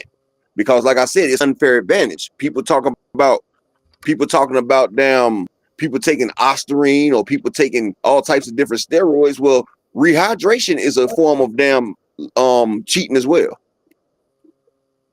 That's why in California you can't go more than 15% of the contracted weight. So if we want to keep boxing clean and safe for everybody, let's do it all the way around. Let's not pick and choose when it's your favorite fighter. And that's for real. Well, I think that too, the reason why that this Inoue and Tank conversation is being started again is the fact that we are knowing what Inoue is coming in weighing. You know what I'm saying? And so by him being up there, it's always now it's like even more apparent. You get what I'm saying? Now and he's taller than Tank. And people want to see, okay, how does Tank mesh well with Inoue? And with, let's not forget, Bam Rodriguez. A few months ago, Bam Rodriguez called out Tank Davis. So now and there was people saying, they want to see that fight because we knew that Bam Rodriguez rehydrates to about 140. So, I mean, hey, you got to put it on. And you know what's funny about that Key? You know what's funny about that T right there? Because both of them taller than Tank too. So they can't say Tank's the bigger guy.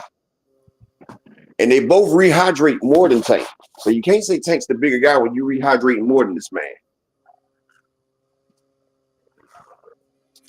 Well, no, that's the rule, Jay Grant. That's a rule they have in Cali.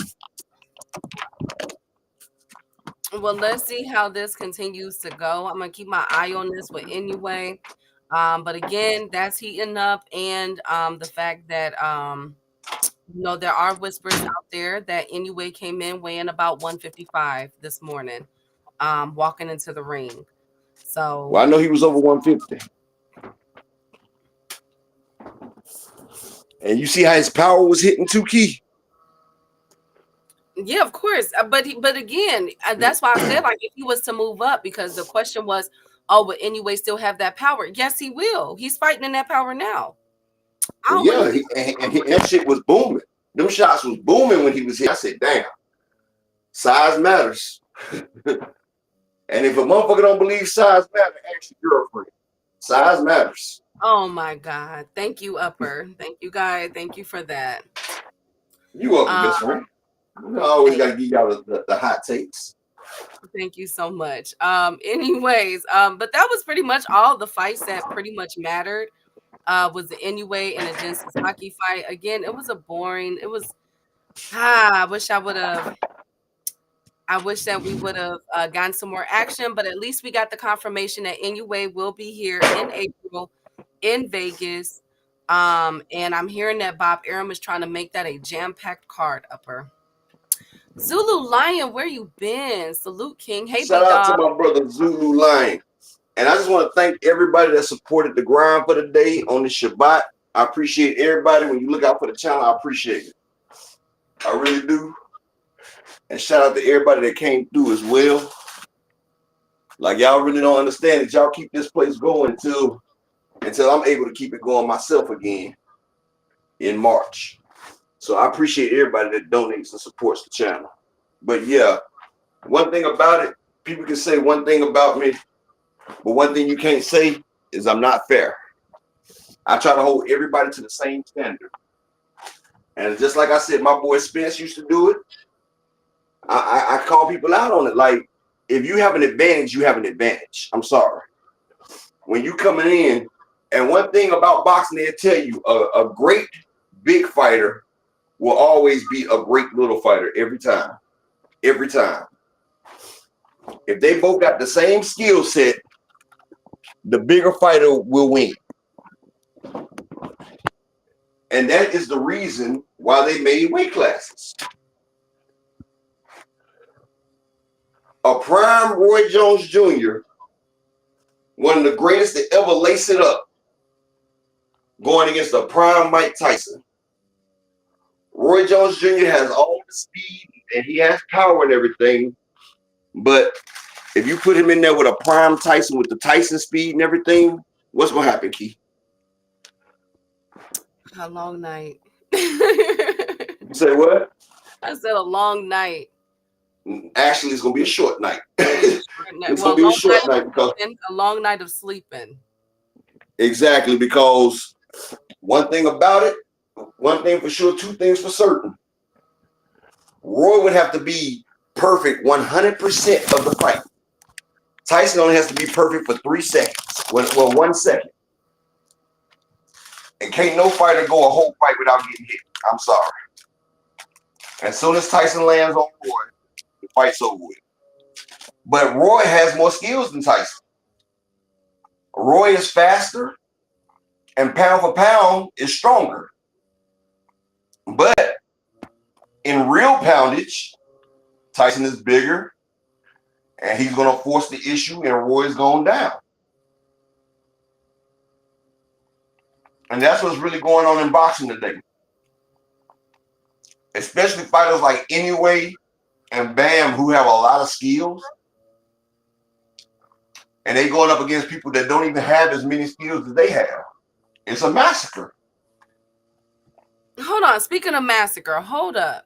Somebody just dropped the financial statements for DAZN. Ooh, DAZN got somebody working against them right now. Oh, this is worse than I freaking predicted. Oh my God. Drop the tiki. Oh my God. Upper echelon. Oh my God. Who is the head of DAZN? He needs to his walking papers. Okay, so they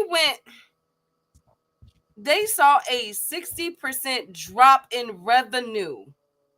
Oh, it went from 135.9 million in 2022 to 41.8 million in 2023. Oh Lord! Upper echelon. What are they doing? I know some people jumping out windows right now. What is Matchroom and all of them doing? How do you have A 60% drop? No And wonder they ain't fired everybody yet. They've been in over backwards for Turkey right now. And this was not supposed to come out. So DAZN needs to figure out who is leaking their paperwork. This is the actual paperwork I'm looking at. Guess what, Keith? Paperwork. That's why Eddie said he'll lick that man's shoes. That's why DAZN is kissing Turkey ass right now, because they need the bailout plan. And like I said, goodness, Eddie Hearns let you know that if Turkey wants to diddy him, it will be accepted. I didn't see the 60% phenomenal. I just saw somebody just sent it to me. Somebody just sent it to me in my messages. Oh my goodness. Who is leaking their paperwork? The financials aren't supposed to. Ooh. They got a but they want to talk about but they want to talk about motherfucking damn PBC. Oh my God, Kilo said they paying Devin. No, that does not come from Devin's work. But my whole thing is, if they're going through that, what did they pay their fighters in 2020? Upper, that's a 60%. Okay, where my business people at? Upper, phenomenal, no evidence, a Kilo. Where my business people at? Marcus, Rod. Where are my managers, my supervisors? If you have an employee and you have a threshold to make 80%, and that person is making 20%, not 1 but 2 years back to back, what happens? What happens? Everybody on his shift is fired. Do you hear me, Keith? Him? Exactly. I'm firing his family. If they working as housekeepers, they're getting fired. Shout out to my brother Zulu Line in the building with the $5 holler on the Cash App. Salute, King. Peace and blessings, and thank you for supporting the grind. What happened is they need a complete overhaul of their whole structural and their system management right there to lose 69% of revenue. Most places, that's why they got that $1 billion bailout, Keith, because that right there, they're in the red so much. You would think they was Arkansas Razorbacks, because that right there, I don't understand how the company can completely function. That's why they're selling off shares to Turkey and them. Like that right there, that's going to take at least 5 years to come out that hole. And that's being generous. Like that company is in financial ruin. If I was there, I would cut losses, cut ship, and try to build something different right there. Like that right there. Exactly, phenomenal. The whole team got to go. I'm doing a complete overhaul and I'm reconstructing everything. What I'm going to do is get rid of all them. I'm going to talk to Al Heyman. Look, I'm about to give you a personal deal. You come over here and save DAZN, because we see that you've been working. I will give Al Heyman and the PBC everything they ask for, and I will let this man work his magic on DAZN, because right now this shit is going. This is a sinking ship, and you got the Kraken, you got the iceberg from the Titanic right there, and you got the motherfucking the river monster. All of them is conversion on this ship, and this ship has 5 holes and it's taking in water, and not enough pumps to pump the water back out, Keith. Good God Almighty. Upper Ash, who is dropping these revenue? Who is dropping? That's an $80 million loss. 135.9 million to 41. Everybody is fired. Do you hear me? Everybody, your grandmother fired, damn it. Oh my God. I'm firing the housekeepers and everything. Shit. So that's why, where's Teach at? Because Teach said he had to, because they kept raising, somebody said, I don't know if it was Teach, but because they kept raising their prices. That's why they're raising their prices. And look, that's why they're raising their prices. That's why they're doing pay-per-views now. Every damn thing. Remember, they was the company that said pay-per-view is dead, but they steady charging pay-per-views. So hell, Devin and Ryan, I guess all that money that they made off that pay-per-view went to DAZN. They said, Oscar, you've been playing with the money for too long. We in the bailout plan. So they shitted Devin out his paper. They let Oscar get a little bit. but the rest went for that bill. You got a bill with the plug. My goodness, they need to find out who the mole in this camp is, because you're not supposed to get financials like this. They're not supposed. Wow, but you know what though? What's so crazy that if this was the PBC, this would be trending. That's what I said. This Matchroom and DAZN, they're not saying anything. This is horrible, Upper.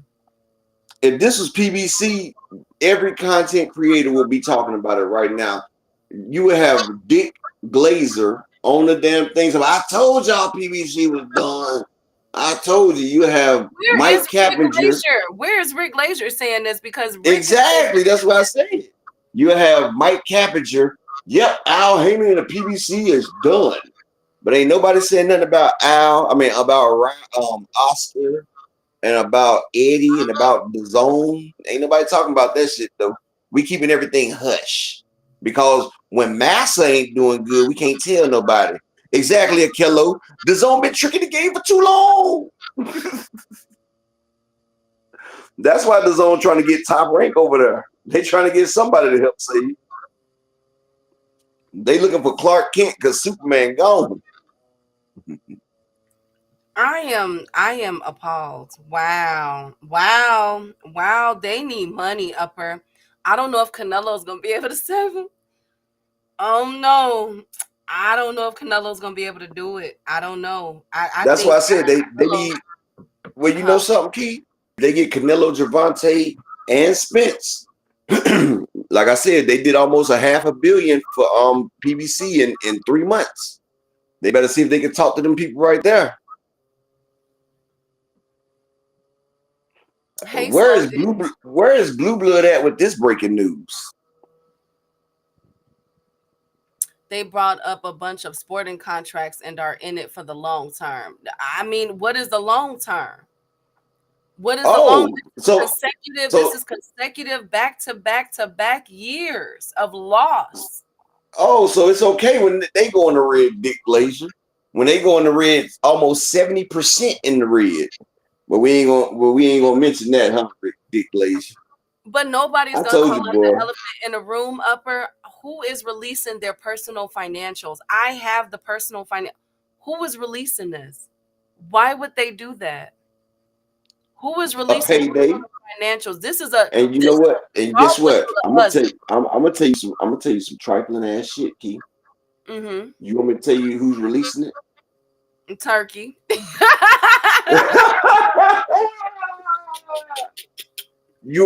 Key, this shit ain't starting to fly until Turkey get in the business, right? But guess what? It's a smart move because if Turkey pushes that out there, right, it's going to drive the price down and they're going to be in financial ruin, and then they're going to have to come to Turkey for a bigger bailout. So that means Turkey and the Saudi prince can filter in more money and get controlling shares. This is what you call a hostile takeover right here, Key. What they're doing, they're putting out the information on DAZN to weaken their stance. And what they're going to do, they're going to come in with the $1 billion bailout and provide a hostile takeover. I'm going to tell y'all this. This is the rules of business 101. Watch, in the next 5 to 10 months, you will see Saudi and Turkey with a controlling share of DAZN. Watch, I guarantee you, Key, they're going to get more shares of DAZN right now. This right here is a classic tactic right here, and Turkey and them is playing it to the T. They ain't never had no breach in financial etiquette until they get Turkey on the team. Now their shit is out there and it's bad. And guess what? They have a savior in the ring. This shit right here is not a coincidence. And this is, again, I was about to say that too. This isn't a dog whistle to us. This is a dog whistle to investors and shareholders. Exactly. So they can sell off their shares. Oh my goodness. This is to tell you not to lose more money. So get rid of this shit. And as they get rid of it, guess what's going to happen, Keith? The price of the shares are going to drop. And as the price of the share drop, somebody going to gobble them shits up for next to nothing. And then, and then when they push the price back up, they would have just made, oh, wow. Keith, check this out, right? Just listen to me, y'all.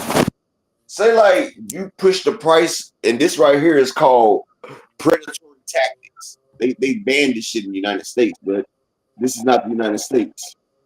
So let's just say that you push the price down, right?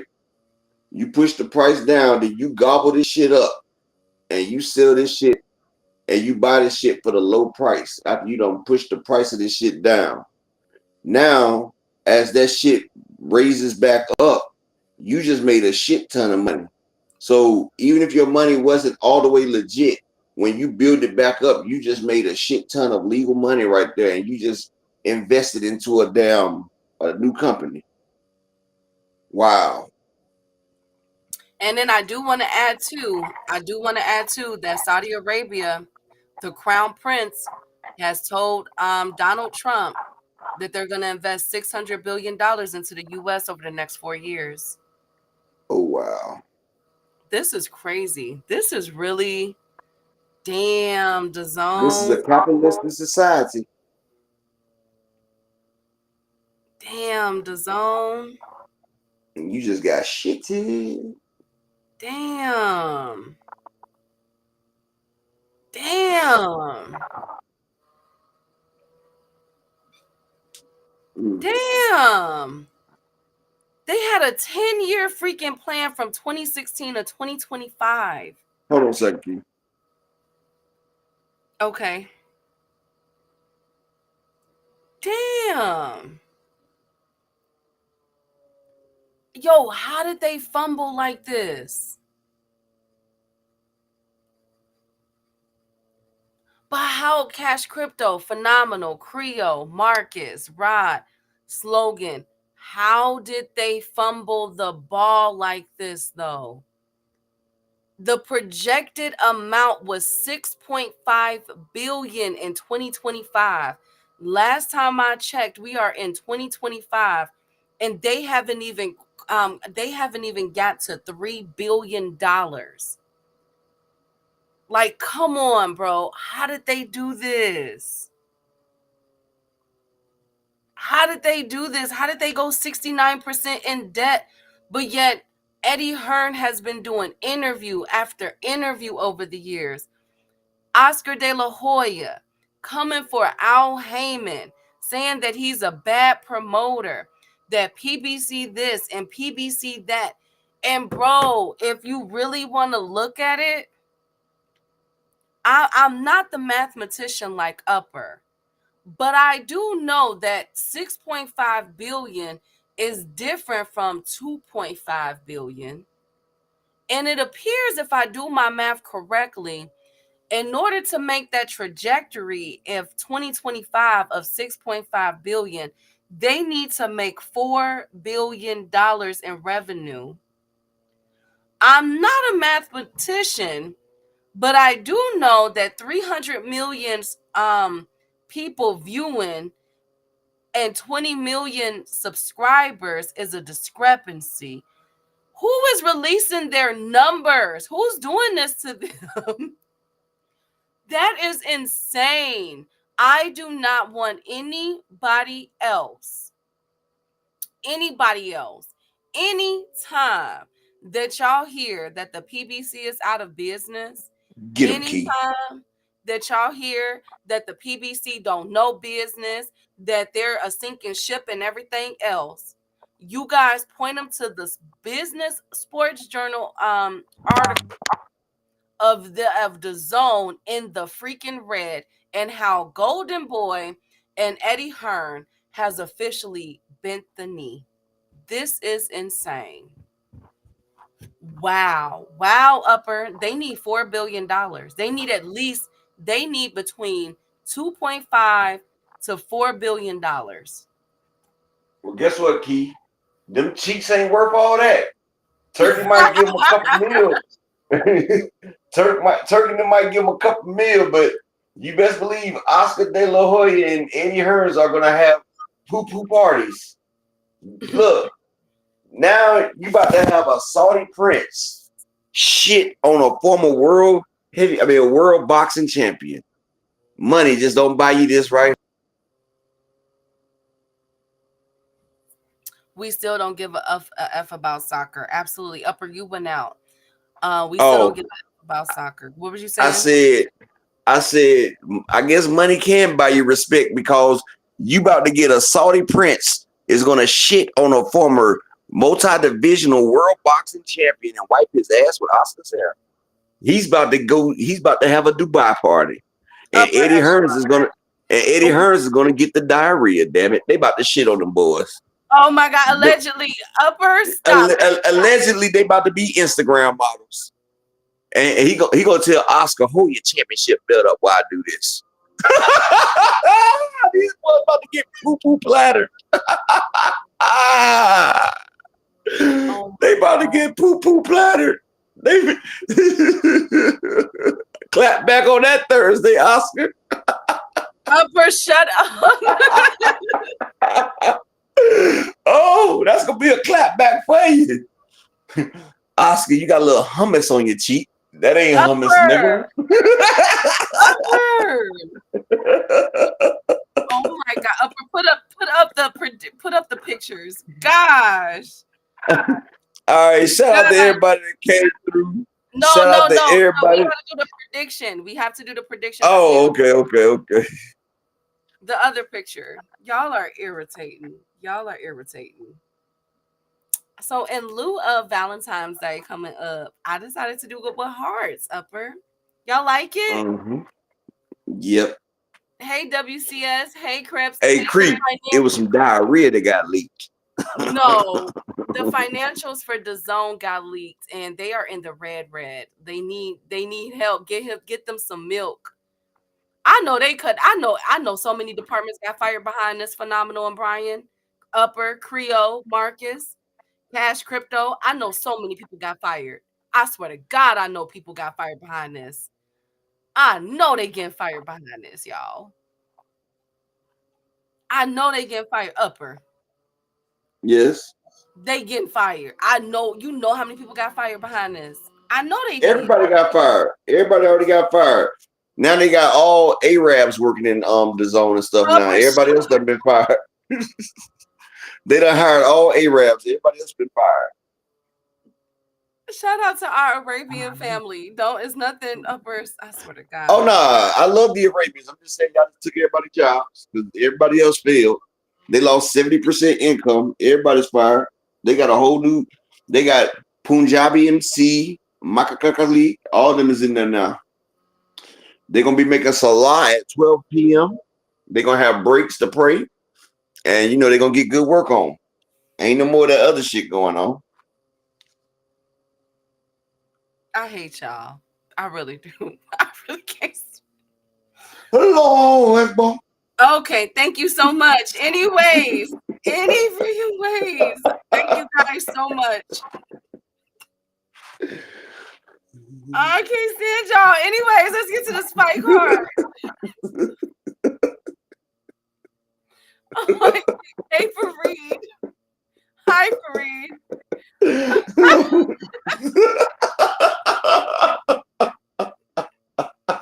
He gonna have no channel, bro. Oh, God. It slipped out, kids.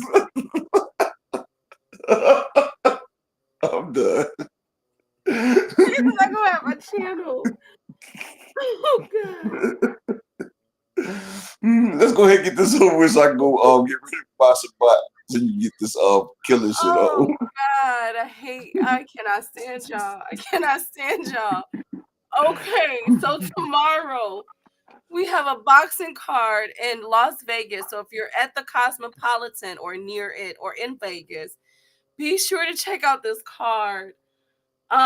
Because since it's Valentine's Day is coming up in 2 weeks, and I want to be more. He did that shit.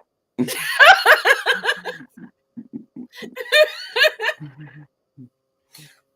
so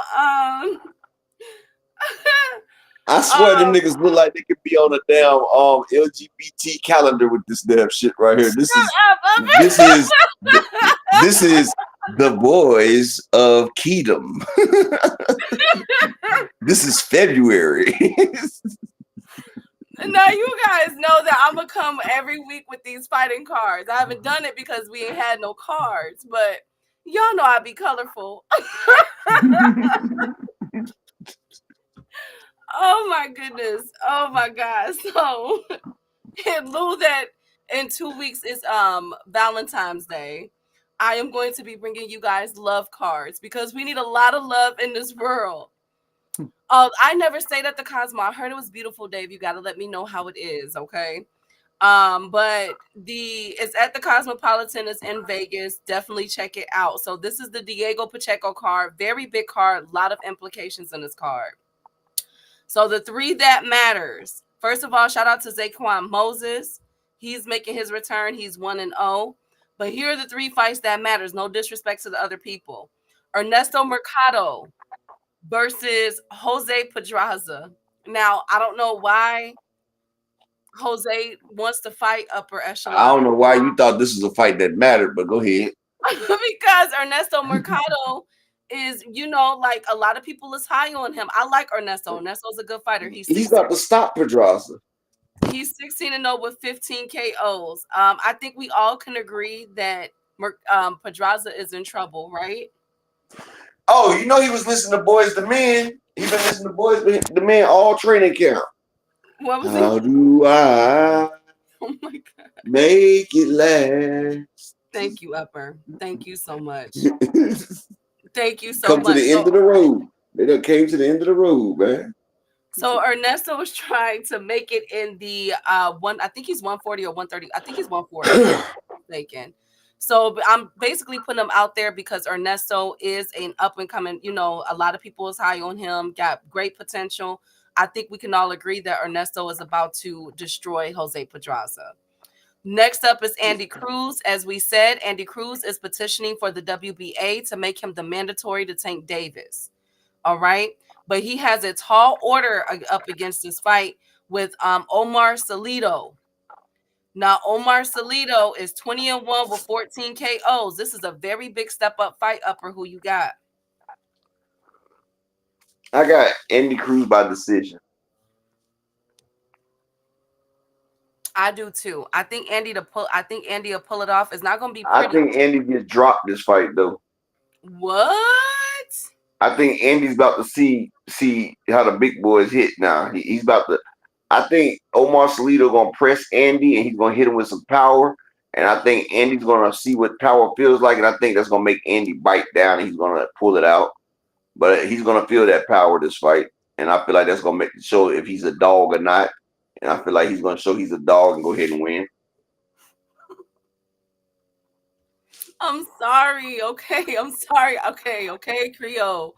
Okay. Thank you guys so much. Thank you. Thank you for reading. Y'all gonna stop with my backgrounds, okay? Y'all gonna stop. All right. I thought this was tender love, tender love, also tender. Y'all are haters. Now, what if? That's what I said. That's what I said. All days he's gonna hurt Cruz for a minute. Have a good show. Make sure you guys check out that dude named Dave show. I'll be there once I wrap up, and make sure you guys leave a comment. Even if you guys don't just subscribe to Dave, 2 Cents, D1, Fresh Baker, the rest of everybody that have channels, still go over there, put a like in, a quick comment, whatever you got to do. But it's all about promoting, over here. Cash Crypto's daughter, exactly. Have a channel. Like, just go over there and just say hi, you guys. So, Dave, I'll definitely be over there this evening once I'm done. Help the algorithm for the people. Exactly. This is a Cupid card. Thank you, all things. Next up is Diego Pacheco and Steve Nelson. This is the fight that I've been wanting, Upper. This is a good fight. So Diego Pacheco came in. They just did their weigh-ins. Diego Pacheco weighed in at 166.4. Steven Soko Nelson weighed in at exactly 168 on the head.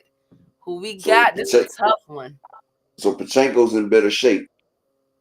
But Steven Nelson's going to come in that ring about 200. I feel like Diego Pacheco's going to outbox him, but I feel like Steven and the snack power and the Bud Buddies, I think they're going to get the win. I'm putting a little bit on Steven Nelson for the upset. Just because I feel like they snack-tabulous right now. And this right here is going to show you the power of snack. Honestly, y'all about to see the power of snack. Diego Pacheco is a more skilled boxer, but he's about to go up against a much bigger opponent. because Steven Stone Cold Nelson is about to blow up before they go in that ring. He's going to be at almost 200 pounds. Watch. Okay, I'm gonna go with for this fight. I'm gonna say I don't know if this will go the distance. Both of them got a hell of a chin on them though. But I got money. I'm with Upper. I got money on both. I ain't gonna stunt to y'all. I got money on both. But I think Diego Pacheco will be able to pull it out. I think Pacheco's length in this fight. If Steve Nelson could get on the inside, and he sounds like he's ready.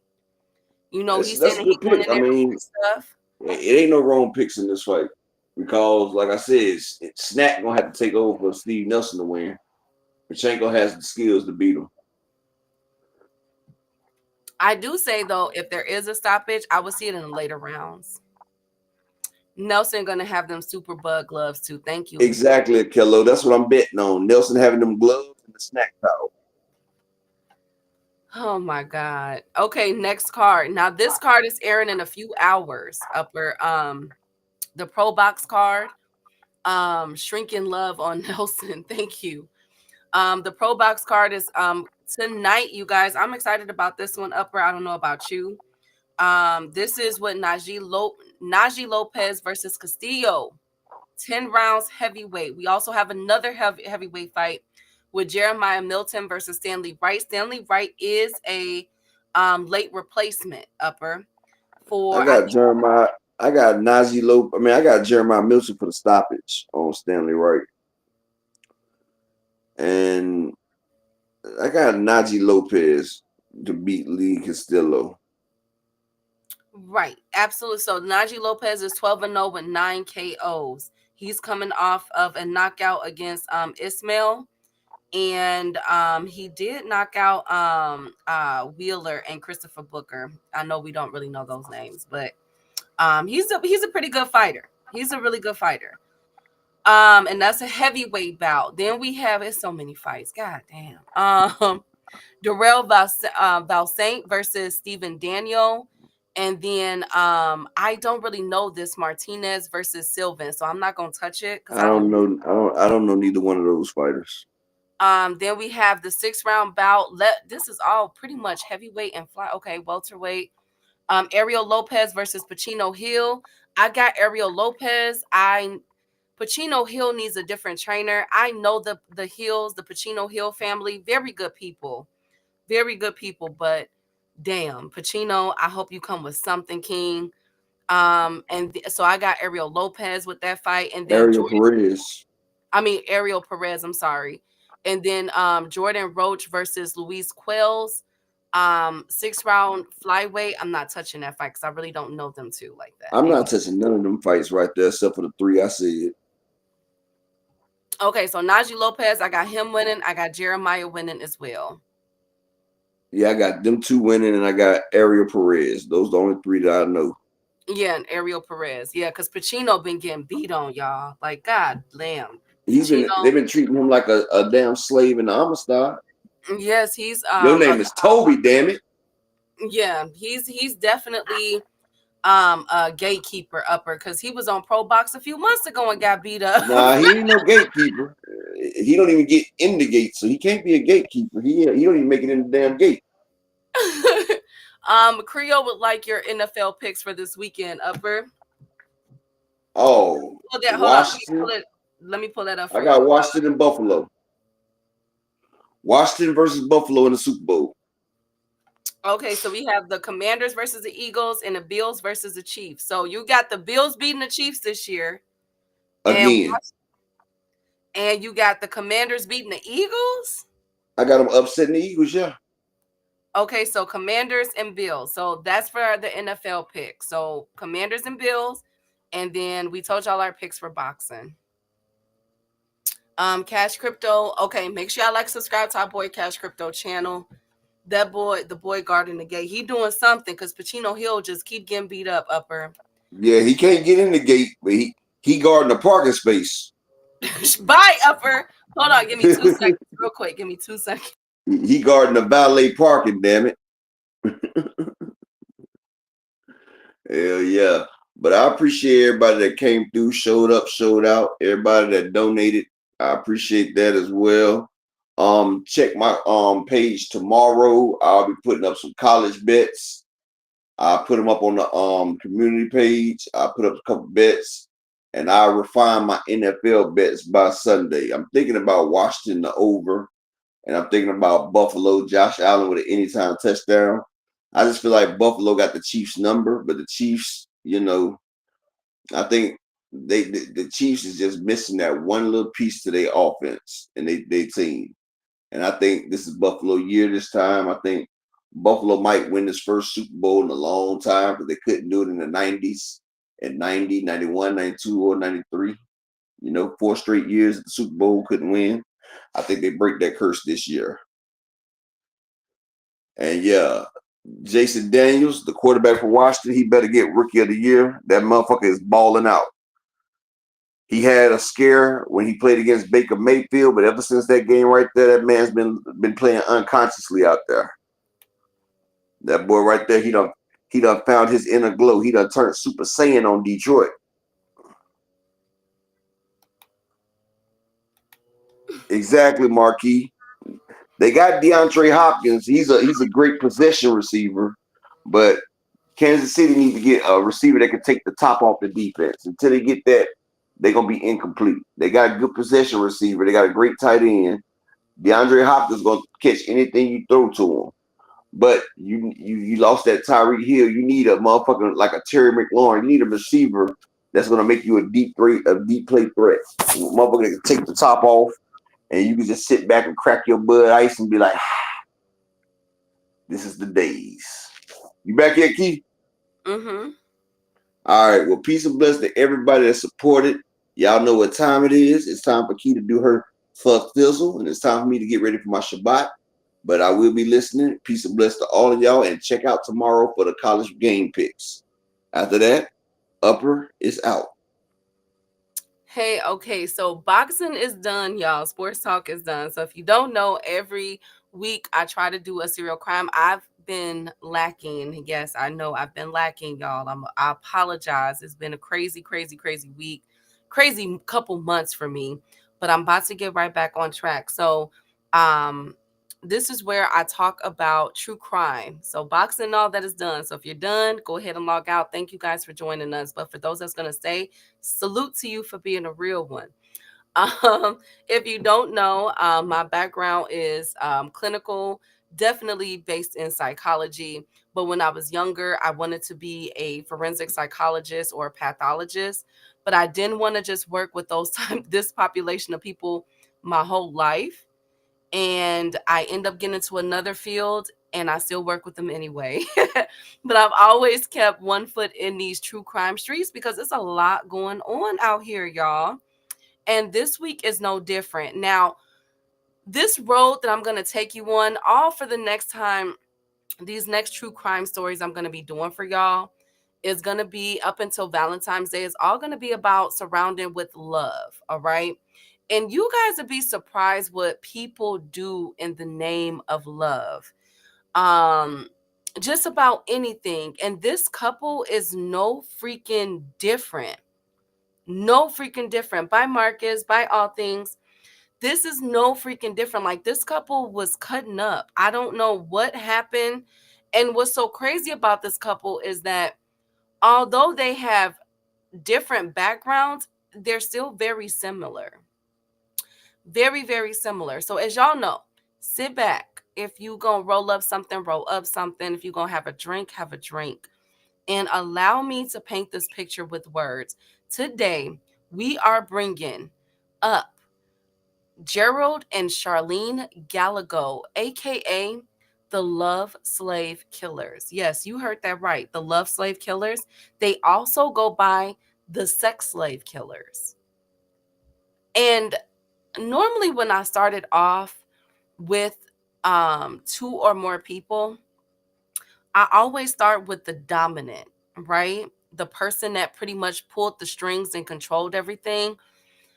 And so you guys might be a little surprised, but the dominant of this case is a woman, in my opinion. I believe that Charlene ass is the culprit. She is the one that did this, y'all. I believe that she pretty much took advantage of, well, I'm not going to say because he played his part too. But the reason why I'm saying that is because Charlene is out, y'all. Charlene was released in 1997. And she has been living her best life while Gerald was sentenced to death and end up dying in prison. Let's get into this story. Let me tell y'all how Charlene did this, okay? Because y'all might not know about this. This is the star-crossed lovers, the love slave killers. So let me get started with Charlene because she, in my opinion, is the dominant. Now, Charlene was born October 10th in 1956 in Stockton, California. I keep telling y'all, California needs a study done on them because y'all, California's just been cutting up. They've been cutting up with serial killers for a long time. Now, Charlene's story is not like any other serial killer story that I've talked about in the past, right? She doesn't check off the checklist, unaliving animals and being abused and everything else. No. See, Charlene comes from money. All right. Money. Her father was the vice president of a very big growing grocery chain. Now, they don't say which grocery chain it is, but around that time, one of the top grocery chains in America was, you guessed it, like a Walmart, things like that. So her father, I'm not saying he worked for them, but her father was the VP of a very big grocery chain. He was making a lot of money. And to continue his success, right? Her mother ends up getting on board with the father. Basically, she was his, how do I describe this? Like, she was his like his secretary, his accountant, everything to make sure that he stayed on top as a VP. She was down for everything that the husband was doing, which is nothing wrong with that. I'm not dissing that or anything. But what I find interesting about this case, ladies and gentlemen, is that the wife, it appears that the wife pretty much left Charlene in the care of caretakers. So Charlene had like this, because she lived in an affluent neighborhood. She was very well to do. So Charlene had everything that the majority of us didn't have. She had tutors. They had housekeeping. Charlene had everything at her feet pretty much. Okay. This is back then. Okay. So the money is really stretched along. This is the 50s for Christ's sakes, right? So Charlene pretty much grew up with the silver spoon in her mouth. As a child, she was described as like being very smart, obviously, because she had tutors since she was able to talk. She was also described as being kind of shy, but she had a hell of a support system. So everything that you think that she had with money, they gave it to that girl. And as she began to grow up, those characteristics of her as being smart, being sweet, polite, all those things begin to change, because now people were starting to say like, hey, wait a minute, she seems like a spoiled brat. Okay, so a lot of that, her personality basically began to shift, but she still had that family dynamic intact until one day her mother got into a bad car accident, and basically it physically debilitated her to where she wasn't able to help out her husband as much. So she had to spend more time at home. And sometimes when we have to be at home a lot, remember during COVID, when we had to spend time with our spouses and our kids for a long period. And some people, I'm not saying any of y'all in here, but some people spending this time, they like, damn, who did I marry? You know what I'm saying? Well, in this woman's case, she's looking at little Charlene like, yo, who the hell did I give birth to? Because now she's starting to see what Charlene was starting to become. You know, she went from the shy, smart kid excelling in school, all right,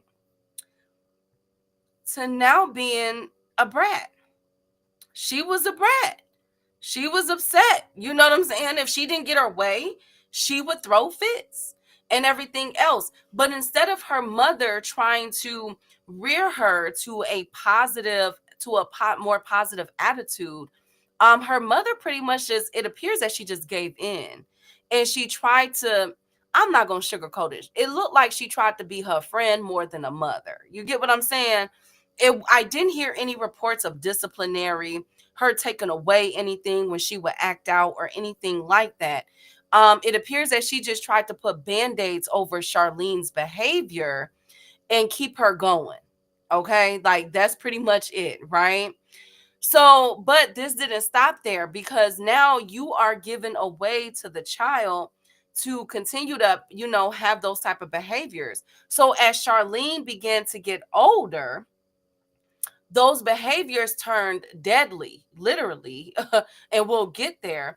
But those behaviors became more deep rooted, to where Charlene, as a teenager, would now jump off the porch and begin to do drugs and alcohol. Now, I know what I'm saying now. When we say these things in 2025, it's like, okay, yeah, we get it. But y'all got to realize this is the 60s, okay?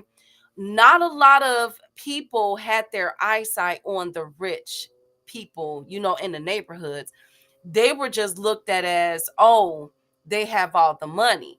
But little did they know, little Charlene, you know what I'm saying? And there were several other little Charlenes in the area that was jumping off the porch, um, drinking and smoking and doing drugs. All right. But this ruined their image. You know what I'm saying? Because let's keep it real. The affluent, the people in the upper class society had an image to uphold. And Charlene was pretty much ruining it for them. Now, notice during this whole conversation, I never really mentioned anything about her father, because it is said that her father was so career driven and trying to take the grocery chain to another level, that it was really the mother that was doing the rearing, the child rearing. And I'm not saying there's anything wrong with that, but at this point, Charlene was out of control, because after she started doing drugs and alcohol, she also started doing sex. I'm sorry. So Charlene was out there, y'all. Think about this: a conglomerate vice president of a food chain daughter is out there in these streets taking everything, okay? Like literally everything, okay? From penises to drugs to alcohol. She is doing it all. Like they could not get Charlene under control. But it really went crazy. Everything really went haywire when Charlene ends up meeting a guy twice her age.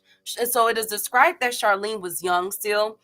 There are reports that she was 17. Some say she was 19. But what we do know is that she was significantly younger than this guy that she ends up falling in love with. Now, this guy was said to be twice her age, okay, and that he was married, all right. Now, she ends up falling deeply in love with this guy, but there was something that them two shared in common, and that was heroin. Lots and lots and lots of heroin. I'm sorry. She was getting high, y'all. And I'm not talking about weed high. I'm talking about the booger sugar, the smack. Okay, she was doing all of that. Now, her mother was not happy with it. She would try to have conversations with Charlene and tell Charlene, like, look, girl, you know, I don't like that you're with this guy. He's much too old for you and he got you on drugs. Let's stop. But Charlene was not trying to hear it. You know what I'm saying? Not only did Charlene know that her dude was married, but she also was okay with it and really wanted to work out being his sex slave. Now, see, Charlene, because she jumped off the porch so early, Charlene was having sex at a very young age in her teenage years, right? But the sex that she was having, it was described as her being a nymphomaniac. So a nymphomaniac is pretty much what it sounds like. Somebody who wants to have relations all the time. Okay.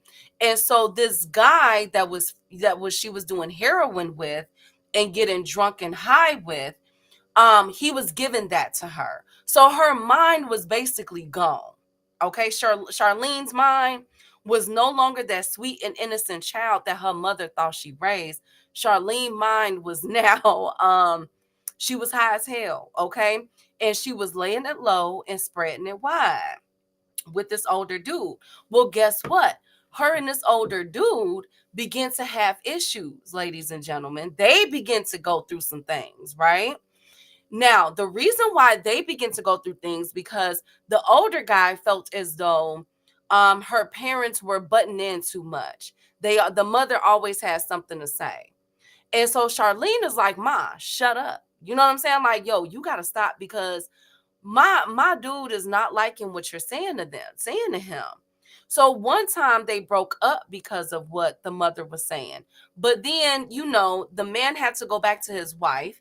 And I would presume that the wife was not having fun, meaning getting high and everything. So he went back to Charlene. They were able to patch it up. Well, get this. Charlene thought, because remember, Charlene is a nymphomaniac. Charlene now wants to be into sadomasochism, which is basically being a slave. Okay. She wants things done to her in the bedroom. Okay. But so one of those things that she presented to this dude was to get his wife involved. And so that's where the guy really drew the line. He's like, wait a minute, hold up. We can have all the fun in the world, girl. We can get high, we can get drunk, but we had an understanding. I'm not leaving my wife for you. And I damn sure I'm not about to bring my wife into this bedroom. So they ended up breaking up for good this time, but that did not stop Charlene. Again, Charlene had to have a man. She was known as a nymphomaniac, right? So Charlene ends up getting with another dude. Now, this dude, this one right here, was described as a mama's boy, basically. And she was able to toy with him. He did allow for her to bring, I guess, women into the bedroom for them to mess around in. But it didn't last long because she couldn't get over the fact that he was a mama's boy. See, it's okay for her mother to butt in, but it's not okay for his mama to butt in. So she ends up ditching him. She says she good. She don't want to be with him no more. She ends up getting with someone else. Okay. But after this one, she ends up getting with another guy who was a married man. But this dude didn't want anything to do with her. It's not known why them two got into it, but he did leave her. What we do know is that he left her. And she was really into this guy because it is reported that she tried to commit suicide over him. All right. Well, Charlene is back at her mama house. Okay. And she's there as her mother is trying to nurse her back to health, get her back to two, because Charlene done been through all these dudes. I was going to say something else. She done been through all these dudes. And now they're like, okay, Charlene, it's time to get this going. We got to get you back on the up and up, get you back to where you're going. We want you to have a career and everything else. Well, that day would change on September 10th of 1977 when she would meet someone in a poker club. Now, let's get to Gerald. Now, Gerald, okay? Gerald is a whole nother case. Now, remember how I said Charlene grew up with a silver spoon in her mouth, right? Her father and her mother and them had money. Gerald is totally different. Remember that FBI checklist? You know what I'm saying? Basically, Gerald, he's one of those cases where you have to wonder, are people born to kill? Because damn it, Gerald had a damn life to live. Now, Gerald was born July 17th in 1946. So he's 10 years Charlene senior. Y'all know Charlene like them older men, right? He was born in Sacramento, California. Now, Gerald's mother was a prostitute, aka a sex worker, while his father, he never knew him. His name was Gerald Sr. Now, Gerald Sr. was a nutcase, all right? Gerald Sr. several years ago was prior to Gerald Jr. being born, he was arrested. Now he had a long rap sheet, a long rap sheet. He was arrested everything from fraud to bank robbery to theft, you name it. This man was in and out of prison till they couldn't take it no more, and they hit Gerald Sr. with some time, right? Well, he had found out that his girlfriend, the sex worker, was pregnant. All right. Now he wanted to get out. He was like, to hell with this. I'm about to break up out of here. And that's exactly what he tried to do. Gerald Sr. Concocted this plan to break out of prison. And he started pretty much a mini riot in prison where he took out 1 to 2 prison guards. I say that because reports are conflicting. Some say it was 1, some say it was 2. But he took out a couple of prison guards, and then they were able to subdue him and gun him down. Okay, so he is dead. Now, this is right before Gerald Jr. is born. All right. Now, when Gerald Jr. is born, remember his mother is a sex worker. His mother did not stop sex working. I wish I could tell y'all that, but she did not. In fact, when he was a young baby, it is reported that she would have Johns and other sex workers watch him while she went into the room and turned tricks. As Gerald got older, probably like around 5 or 6, he reports that one day as one of the Johns were coming out, one of the Johns would SA him. So he would develop an anger towards these dudes that was coming out of his mom's room and being inside of their apartment, because he would say that these Johns, not only would they assault him, but they would also physically abuse him. But his mother was high and drunk, basically strung out. And so she did not intervene in any way, shape, or form. So now we see basically this environment that he's being bred in. This is what began to shape his ideology of not only life, but as women as well. Okay. So when he turns the tender age of 10 years old, after being SA'd for God knows how long by his mother Johns and being physically assaulted. Now, this is what he said, not me. By doing that, John begins his life in the world of crime. So he jumps off the porch and begins to commit crimes in the area. So everything from breaking and entering into homes to robbing to theft, you name it, this boy did it. Now, unlike Charlene, who was excelling in school, we don't know what the hell Gerald did in school because he wasn't hardly there. From the age of 10, he began to get locked up in juvenile detention centers. And one of those crimes would be, because he was taken advantage of sexually, he would begin to touch on other kids in the area. Okay. So one of the things he was arrested for was SA for a 6-year-old child, a 6-year-old girl in the community. But again, nothing from his mother, because his mother, again, was strung out. Now, as Gerald began to move through life, just like Charlene did, Gerald would have no problems landing women. You see, Gerald was married in his life a total of 7 times.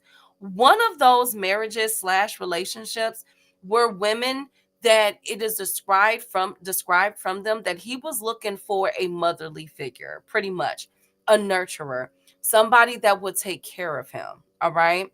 Where they would be there for him, because he never had that from his mother. All right.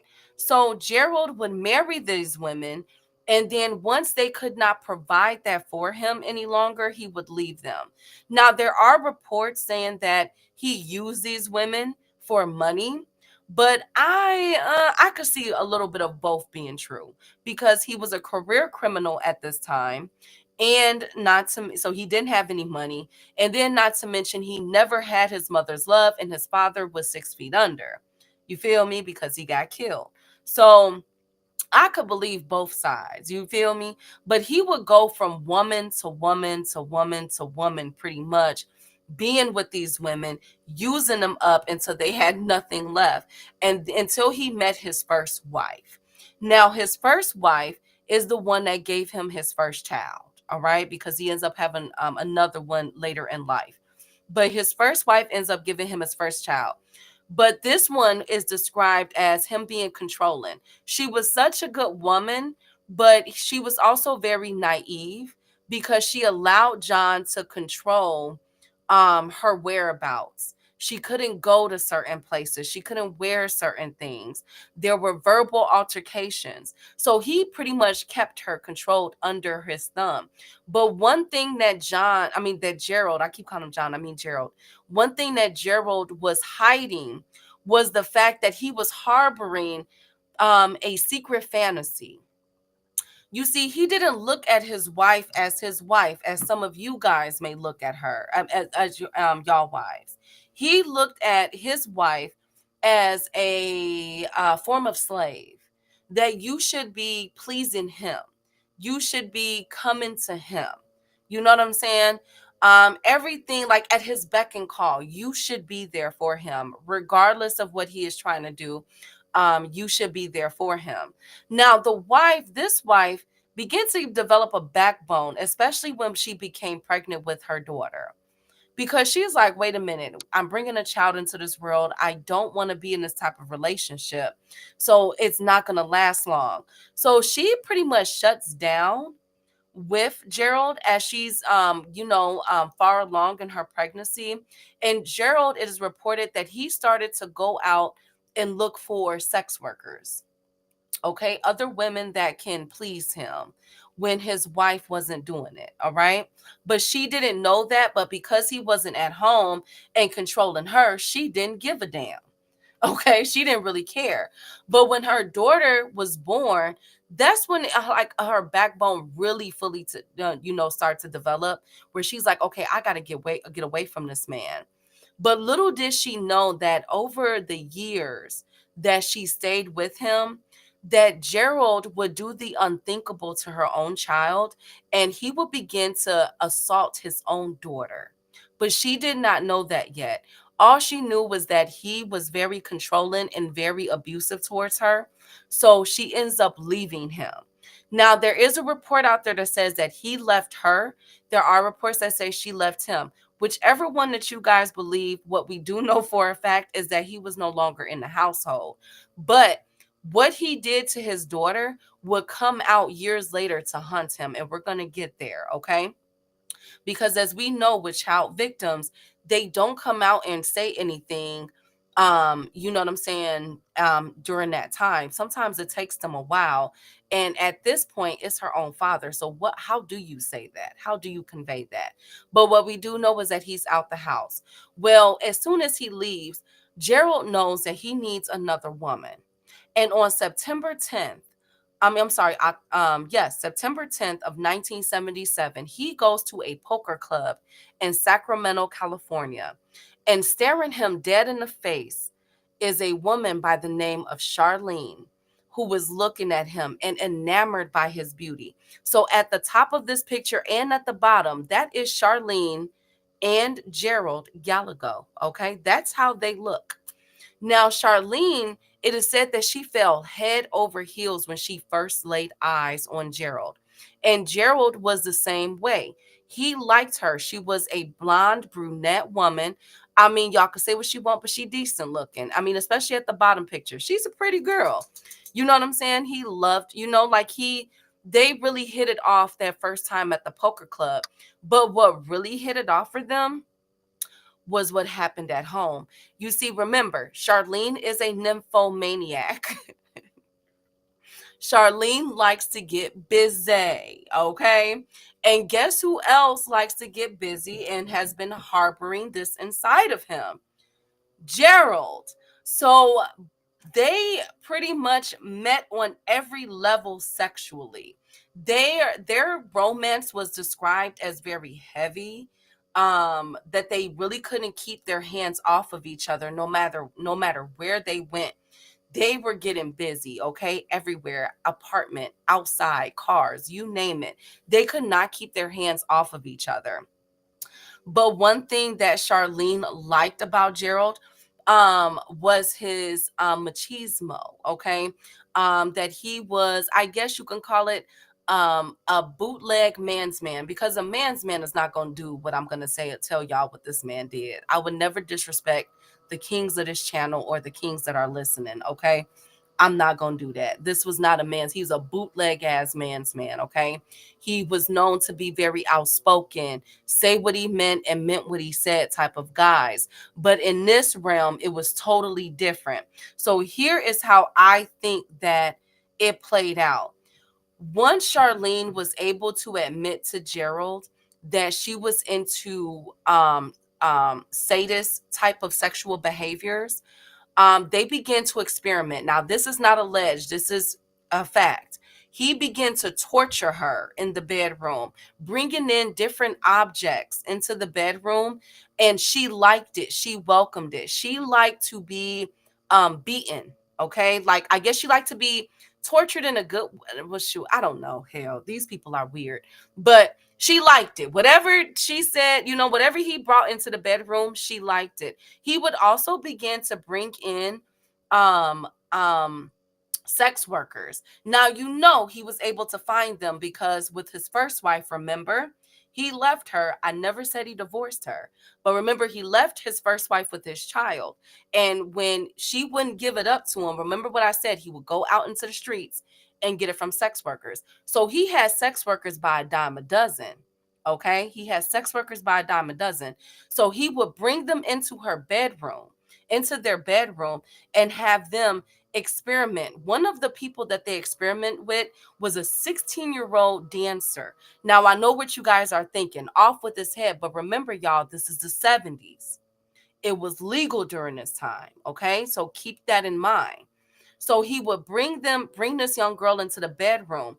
Well, one day when he would go into the bedroom, he would see that Charlene and this 16-year-old was getting busy without him, and all hell broke loose. So Gerald threw the exotic dancer out the window. I'm sorry. I'm not laughing at the dancer. I'm laughing at the audacity. Okay. Hey, yes, Ronnie. Yes, he threw the exotic dancer out the window, and he beat the brakes. He beat up Charlene because you broke the code. You know what I'm saying? This is supposed to be a me and you thing, Charlene. And you bringing in another one. Now, yes, I know I'm the one that brought you the girl. I know I did. But we're supposed to be getting it on together. Okay? We're supposed to be doing this together, Charlene. So all hell pretty much broke loose. And so to get Charlene back, because they said that Gerald was so devastated. Gerald was so devastated that, no, for real, he threw her out the window. Gerald was so devastated that he did this to her that he decided to go on strike from sex. I'm sorry. So he said, you know what? You're not getting none of this no more. I'm sorry. He said, you're not getting none no more, Charlene. You didn't cross the line, Charlene. You didn't cross the line, okay? So Charlene was like, no, wait a minute. Let's talk about this. What do I got to do, Gerald? Like, what do I got to do, Gerald? What do I got to do? You feel me? You know what I'm saying? Like, I don't want this to go. So Gerald tells her, I lost interest with you, Charlene. That was crossing the line, okay? You wasn't supposed to do that. It was supposed to be a threesome, Charlene, not a twosome, okay? So she like, okay, look, Gerald, what's up? What's up? What you want me to do? And he like, now this is in my mind, this is how I think it happened, because for you to set up this next game of killing spree is crazy, okay? This is what I think would happen, all right? I think that Gerald told her that he liked the idea of her being with another woman. And he said that he wanted to up the ante of them being slaves together. Because remember, Charlene is down for it. Charlene wants to. This is my true crime story, Ronnie.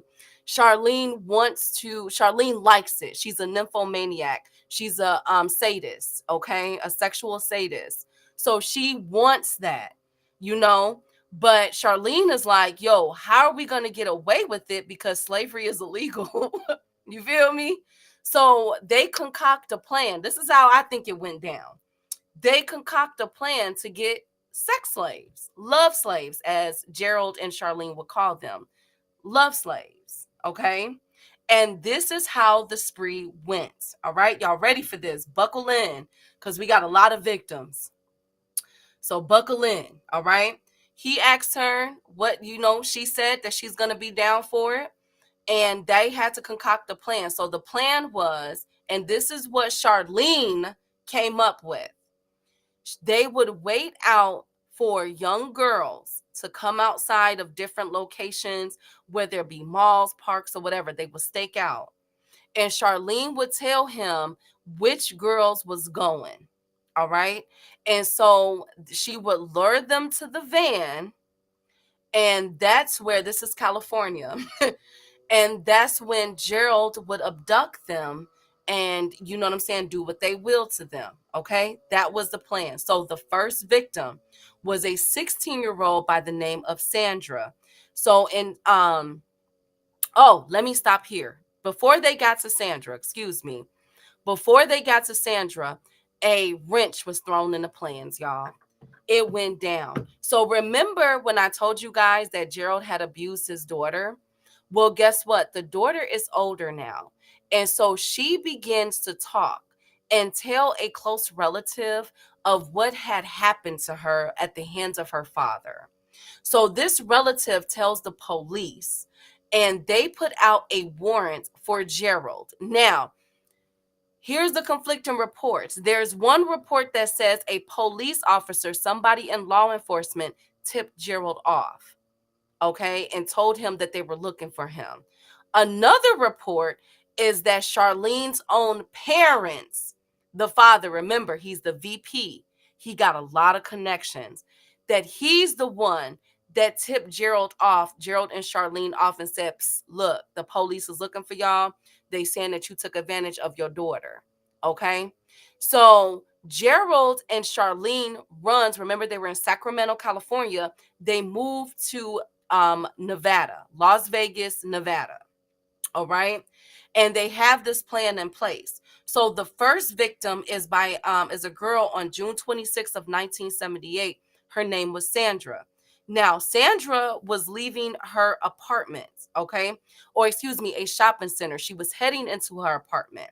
Now, they said that what Charlene was able to do, they went to the mall, they staked out at the mall, and they saw 16-year-old Sandra coming up out of there. And that's when they said, okay, Charlene was like, that's the one. Now, how did Charlene know that these girls were the one? I don't know.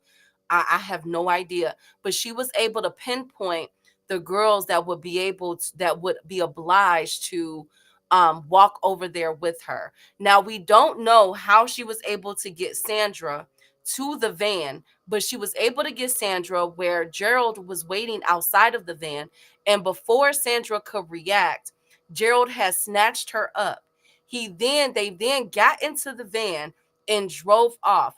Charlene ends up tying Sandra up, her wrist and everything up, and they pull over in a secluded area. And that is when Gerald gets back and goes into the back of the van and begins to demand her to perform acts on him. He then performs acts on her against her will. Okay. Now, after he was done, it was a large blunt object that he repeatedly hit her in the back of the head with. And once she was unalive, he threw her into a fairgrounds in Reno. All right. It will be several weeks before they found Sandra's body. Now, it is said that Charlene, during this whole ordeal, was holding Sandra down, and that she was the one that was instructing Gerald on what to do to Sandra. Okay. Now, now after this was done, it is said that Charlene got like such a high off of this that she was like feeling herself, that it was an arousal for her. And it was also an arousal for Gerald. So y'all know what they end up doing. Very sick people, right? They were happy at what they had just done, but it wasn't enough, because only a few months later in September, so from June to September, Gerald had woke up Charlene as she was sleeping and told Charlene he wants another. But this time he wants two. He needs another sex slave, but he wants a set at this time. So they go to another plaza, another shopping mall. And this time it is still, you guessed it, no, they go back home, and it is in Sacramento. Okay. Now, this time they see two adolescents, ages 16 and 17. One was named Rhonda, the other one was named Kippy. Now, these two girls are described as vibrant. They were best friends. You would basically not you wouldn't see one without the other, pretty much. They were just two peas in a pod. They were looking forward to graduating and going to college where they wanted to study. I think one of them wanted to do something with writing or journalism or something like that. But basically, these were vibrant young girls, y'all. Vibrant kids. Well, one thing that they did not know as they were walking out of the shopping plaza was that there was a van staked out. All right. And and in that van was Charlene and Gerald. And they were looking at those two. And so Charlene tells Gerald, those are the ones. We got to go after those. Those are the ones that you will want right there. And so she approached one of the girls by offering her a cigarette and having small talk with them. Hey, how you doing? She pulls out a box of smokes. One of the girls are smokers, so they end up smoking a cigarette together. She's like, hey, come back to my van. I got a couple more. You want to buy them up off of me? You know what I'm saying? So they like, all right, we good. So they walk over there to the van, and little did they know who waiting in the cut with the fofo. Gerald. So Gerald is waiting right there. Before that they could react, Charlene snatch up one, Gerald snatch up the other. Throw them both in the back of the van, but this time it's two.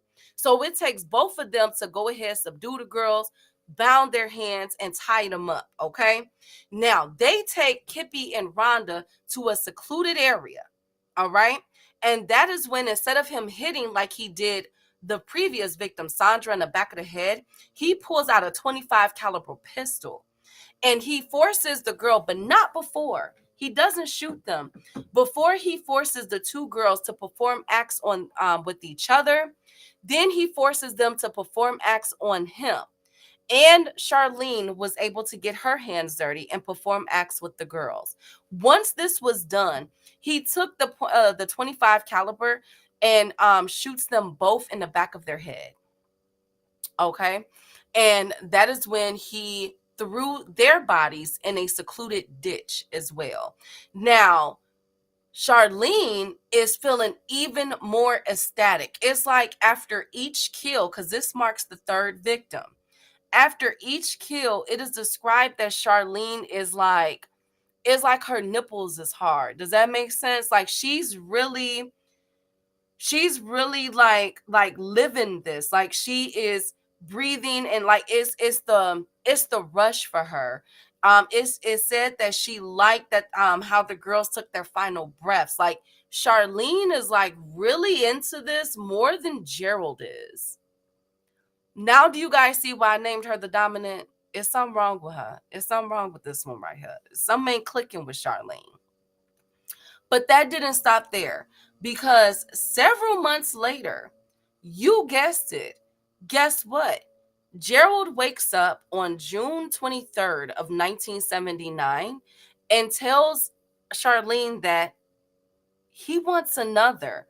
but he wants to keep it in the pairs because he likes the pairs, he likes that he gets to have 3 women doing these acts on him and doing whatever they say for him, that he says to do. He likes this. So they decide on June 24th to go to a county fair in Reno, Nevada. All right. So we're going from Sacramento, California to Nevada. Okay. That's the second state. Now, they go to this county fair, and that's when Charlene notices a 14 and 13-year-old girl by the name of Brenda and Sandra. Okay. Another pair of best friends. All right. Noah Creole, I got to say it because she's really getting off on this. Y'all got to read this report. She was really getting off on these young girls getting unalived. I swear to God. And I'm waiting till y'all hear the quotes, and I'm going to quote from her. She really liked this stuff.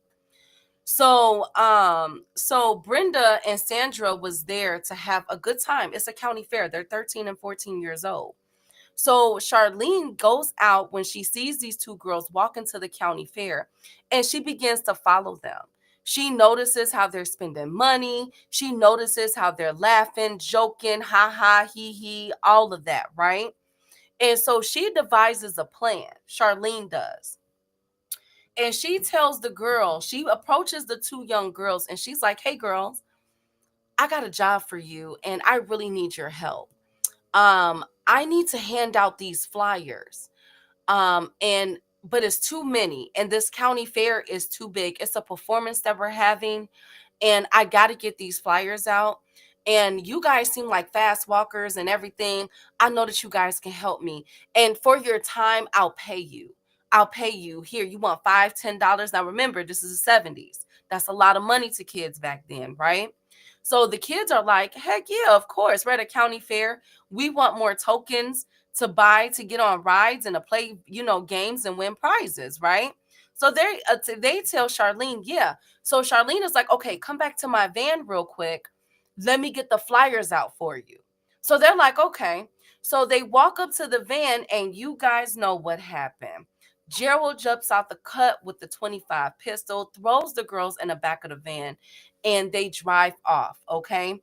And you guys already know I don't have to tell y'all what they did to these poor young souls, but it's the same as the 2 previous victims, and they dumped their bodies. But unfortunately, because of where they dumped their bodies, these 2 victims would not be found until 20 years later. Unfortunately, it wasn't until 1999 that those victims' bodies were found. Okay. Now, next up, because it doesn't stop there. Now, this was in 1979. So as you guys could see, Gerald would go on these binges, and then he would have months where he's like, all right, I'm good. I don't need to unalive nobody anymore. Okay. So several months will go by before they hit up somebody else. And this time on April 24th of 1980, so about 7 months after the 2 young girls' murder, Gerald will wake up and he says, and I quote, I want a girl, get up. And so they would go to a bookstore. So as you guys can see, nobody was safe. Nobody was safe. And they will go to a bookstore, and they will stake out this bookstore where they will see 2 17-year-old girls named Stacy and Karen. All right. Now, one of them worked at the bookstore, and one of them had a drug. They were getting high. They were smoking weed. And so Charlene was able to pick this up as they were staking out, and she saw the girl walk outside and light up a joint. Remember, the joints back then were white. You know what I'm saying? They had them papers, right? So she was able to watch them very carefully and say, okay, these girls like to smoke weed. I'm finna go out there and party with them. Gerald wait in the cut. So she hops out the car, and she approaches the girl, and Charlene has her own weed, because remember, Charlene likes to get high. Remember that? So her and the 2 girls are lighting up, smoking, talking, having a good time, laughing and joking and everything else. Well, guess what ends up happening? She tells them, look, I sell this. Yeah. I sell them by the ounce. And if y'all like the way that this weed tastes, let me show y'all what I got in my van. You know what I'm saying? Y'all could smoke this all day long, and hey, because I don't like, snitches or nothing, don't tell nobody. You know what I'm saying? Like, let this just be between us. So the girls are like, hell yeah. Hell yeah. We got you. You know what I'm saying? Like, come on, where the drugs at? Where the weed at? So they follow Charlene back to the van thinking that they're about to do a drug buy. But little did they know who was waiting in the cut. Y'all already know. Gerald hops out with the 2.5, waving it, gets the girl into the car, and y'all already know what he demands them to do and what they did to them, okay? Now, unfortunately, they would end up dumping their bodies into like a forest or so. It was a secluded forest area where the coyotes was able to unfortunately ravage their bodies, so they wouldn't be found to almost 3 months later, but the parts of their bodies wouldn't be found to 3 months later. Okay. Now, all I'm telling y'all, remember, they're not leaving any evidence. And at this time, because the crimes are happening from Nevada to California, police aren't able to put the two and two together. That damn, we might got a problem here, right? They're not really able to connect these crimes. They just know at this time that they have a lot of bodies showing up, and it's always two girls that are friends, always around the same age, and it's the same story. They're in these type of locations, and then they just vanish, and then they're showing up months later. Okay. So but the police still aren't aware of what's truly going on here, all right?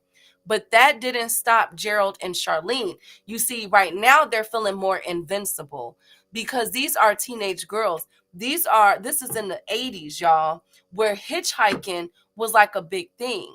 So instead of them, when they first come up missing, they're just known as missing. They're transient. Maybe they're trying to leave Nevada to New York or go to California, get their big break, something like that, until they find their bodies. But because their bodies are so badly decomposed, there's hardly any evidence left. So guess who's getting away scot-free? Gerald and Charlene. Totally scot-free. And guess who's on cloud nine? Gerald and Charlene. This time they are in heaven.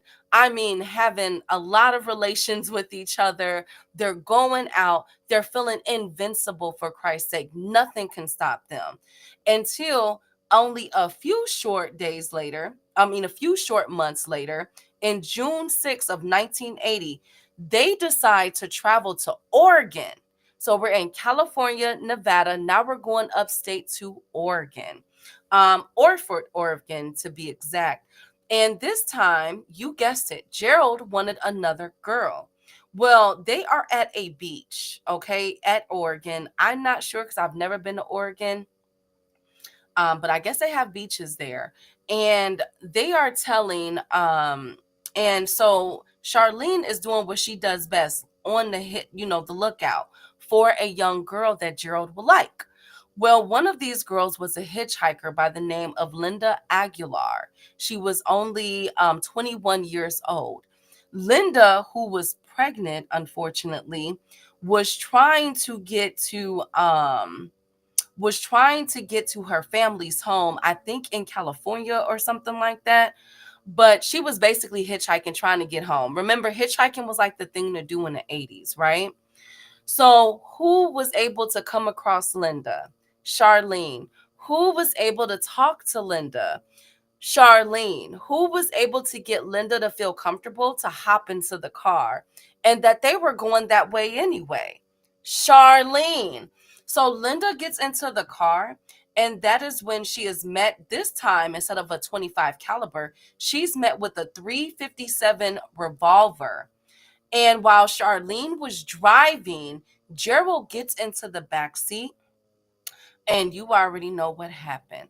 It will be 14 days before Linda's body was found, and they were found by tourists in the area.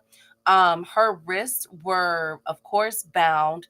Her skull was broken in, and she had her throat and mouth and everything. I mean, pretty much like the same victims, bro. They were doing all kind of stuff, okay? They did all kind of stuff to this girl. But it did not stop there, because remember, Gerald would normally need like several months to strike his next victim. But this time he didn't need several months. He only needed a couple weeks, because this one, now this is what got the ball rolling and would get eyes set on Charlene and Gerald. Before this killing happened, though, something happened to Charlene. Charlene ends up getting pregnant, right? And so Charlene was happy. Well, Gerald didn't want the baby. Gerald didn't want the baby. And he told Charlene that in order for her to have the baby and for them to be a happy family, they would need to get married. But she would have to get married to his alias. You see, during this time, Gerald wasn't going by Gerald. He had changed his name to Stephen. All right. So Gerald told Charlene that you need to marry Stephen. Don't marry Gerald. You got to marry Stephen. Okay.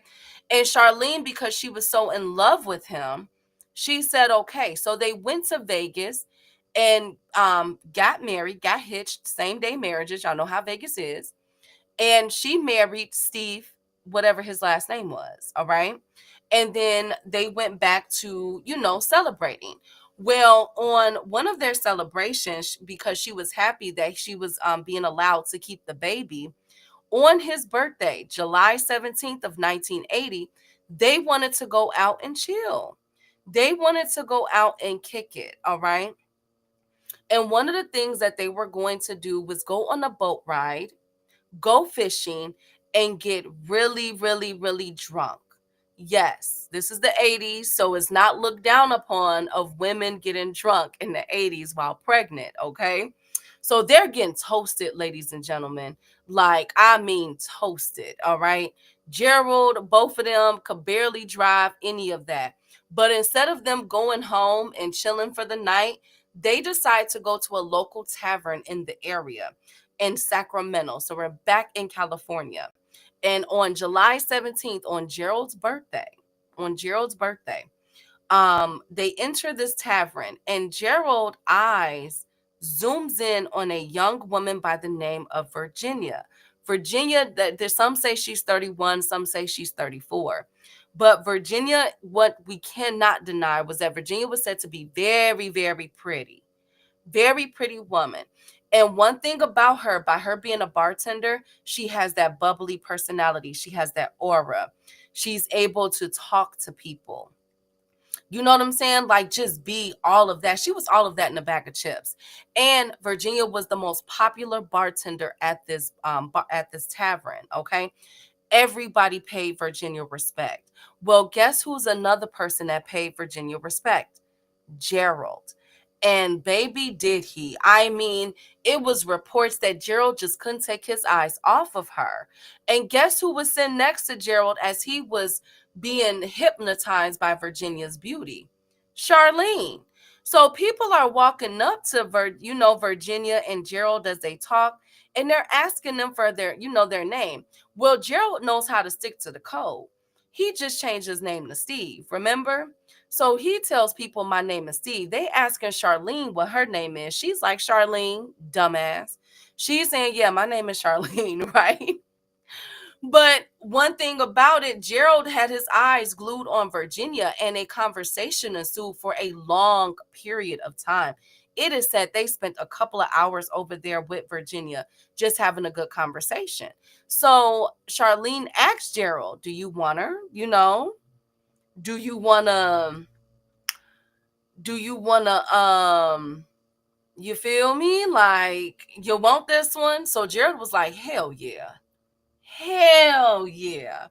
So Charlene was like, okay, get in position. So y'all already know Gerald went on in the back, sneaked out the tavern, and was gone. So this leaves Charlene, and Virginia to have really good conversations at the bar. Well, Charlene knew that Virginia was a smoker, I guess. So they go out to the back. And you know what I'm saying? Light up one. So then Charlene was like, look, I got a whole nother pack in my car. Walk me over real quick. You know what I'm saying? Because it's dark outside. So walk me over to my car, could you? So Virginia, being this nice person, was like, absolutely. Okay, I got you, queen. So they walk over there, and guess who's waiting for them? Gerald, aka now Steve. Okay. Gerald is waiting for them at the car. Before Virginia could get away, you already know what happened. He snatches her up. Now, this is where the story gets crazy. Now, normally Charlene will partake in the double team of these victims, but not with this one. For some odd reason, Charlene decides to get out the car. She wasn't in the mood. Now, some people believe that it was because she was pregnant and she was showing at this time, that maybe that's why she wasn't in the mood to partake with this. Other people feel as though Charlene was jealous of Virginia, because think about it. Virginia was everything Charlene wasn't. She was outgoing. She had her own job. She was very good at her job. She had everybody waiting there, you know what I'm saying, coming there, for her. She was a people's person. She knew how to get the crowd going. She made the most tips. Virginia was just that girl, okay? Not to mention, Gerald was like freaking enamored with her, couldn't keep his eyes off of this dang on woman, right?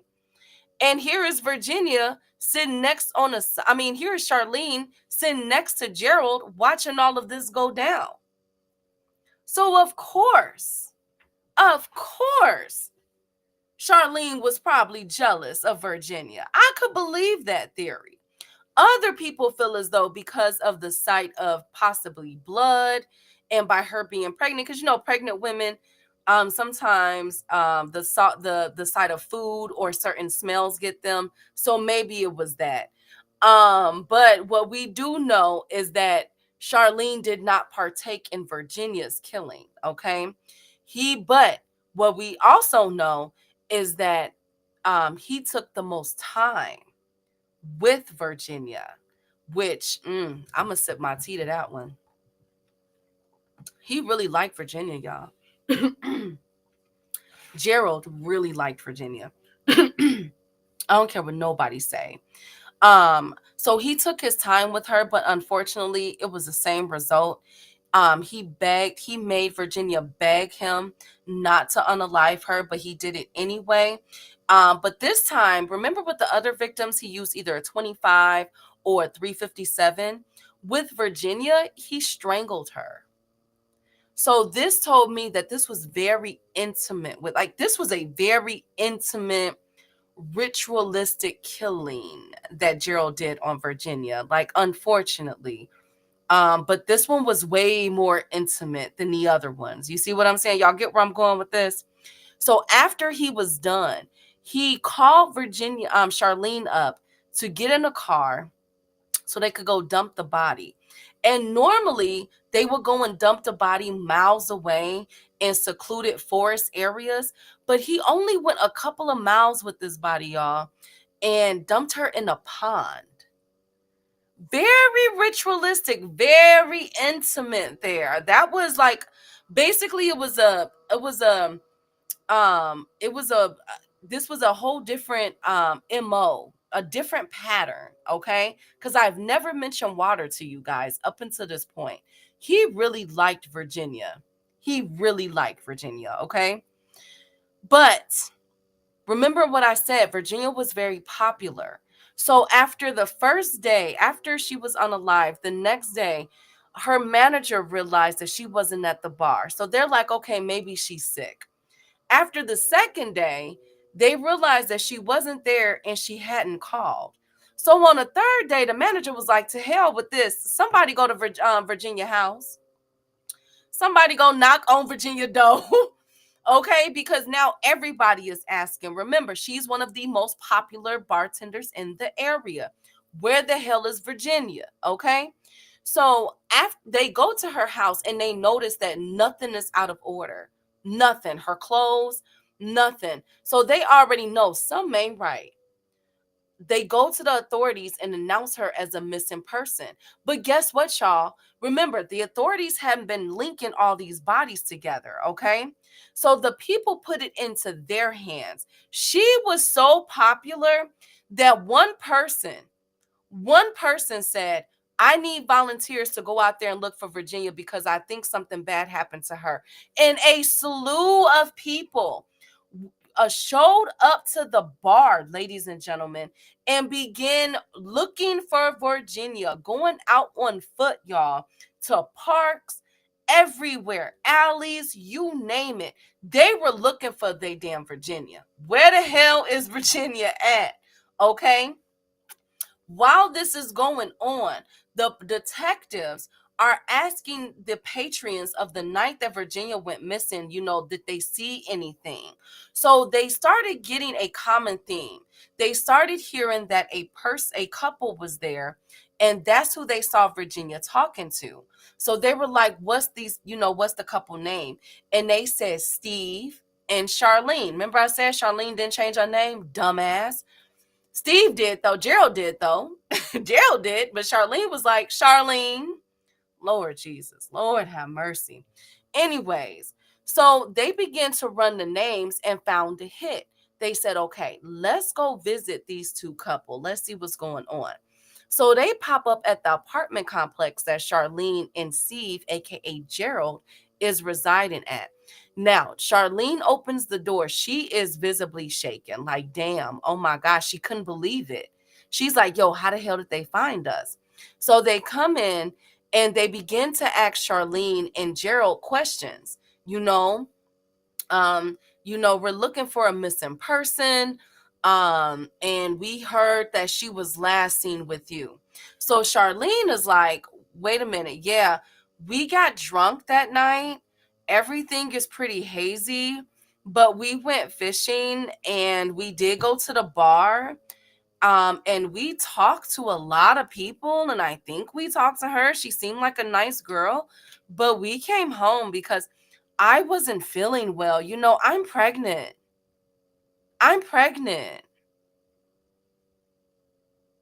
And the police was like, okay, so you didn't have anything to do with it? No, we didn't have nothing to do with it. I mean, we were there, but no, we got trashed, we got drunk, and we came home after fishing, no. Well, as this is going on, Virginia body is found, you guys, in that pond. So everybody is devastated. They put so many boots on the ground to find her, and they were not expecting to find her body. So when the medical examiner, the ME, got to her body, they noticed the cords around her hand and around her neck. Well, when it was tested, they were able to tell investigators that, yo, this isn't just any type of cord. This is fishing line. So the police was like, wait a minute. Hold up, pause. Didn't we just interview that one girl, the pregnant one? Yeah. What was her name? Charlene. And didn't Charlene say that her and her husband was fishing that day? You know what? She did. And didn't the medical examiners just say that they found fishing line on her body? Yeah. Well, I'm not a counting man, but I think 2 + 2 = 4. I think we need to go back and pay a visit to Charlene and Steve. We got to go holler at them. Well, by the time they got back there, Steve was gone. Gerald was out the picture, okay? Now only person was there was Charlene. And Charlene, she had it down to the max. See, there's nothing like a WWID. a white woman in distress. Every female has this card in their back pocket. You know what I'm saying? The waterworks and everything. It was started really by white women, you feel me, in the 60s and 70s and everything. And I've named it the white woman in distress role because it gets you out of the craziest jams in life, okay? Now, Charlene put that best behavior on. So they're looking for Steve. Where's your husband, Steve, at? She's like, well, he left me. He left me. He broke up with me. He's gone. I'm no longer with him. And they're like, okay, Charlene, well, we found the body. Oh my God, you found her. She was so nice. I would have never did this to her. I would have never did that to her. We didn't do anything like this. And so they were like, well, Charlene, you said you went fishing. And we found fishing line on this damn girl body. So what the hell is going on, Charlene? And she's like, well, it didn't come from us. Look at me. I'm pregnant. And right on freaking cue, Charlene begins to gag and hyperventilate. Oh my God, I'm feeling contractions. This is so stressful. I'm sick. Morning sickness. Oh, hot flashes. Oh God, the despair. Oh God, no, please. Oh God. So the police is like, we got to get the hell up out of here before she have a miscarriage. What the hell going on with Charlene? We need us to call you an ambulance, girl. She like, no, I'm just so stressed out. I just can't believe what you just told me. Oh my goodness. My stomach, my contractions. Oh. So the police ends up leaving. They believed her story. They felt like a woman that is pregnant, visibly pregnant, could not commit such an atrocity against a bartender.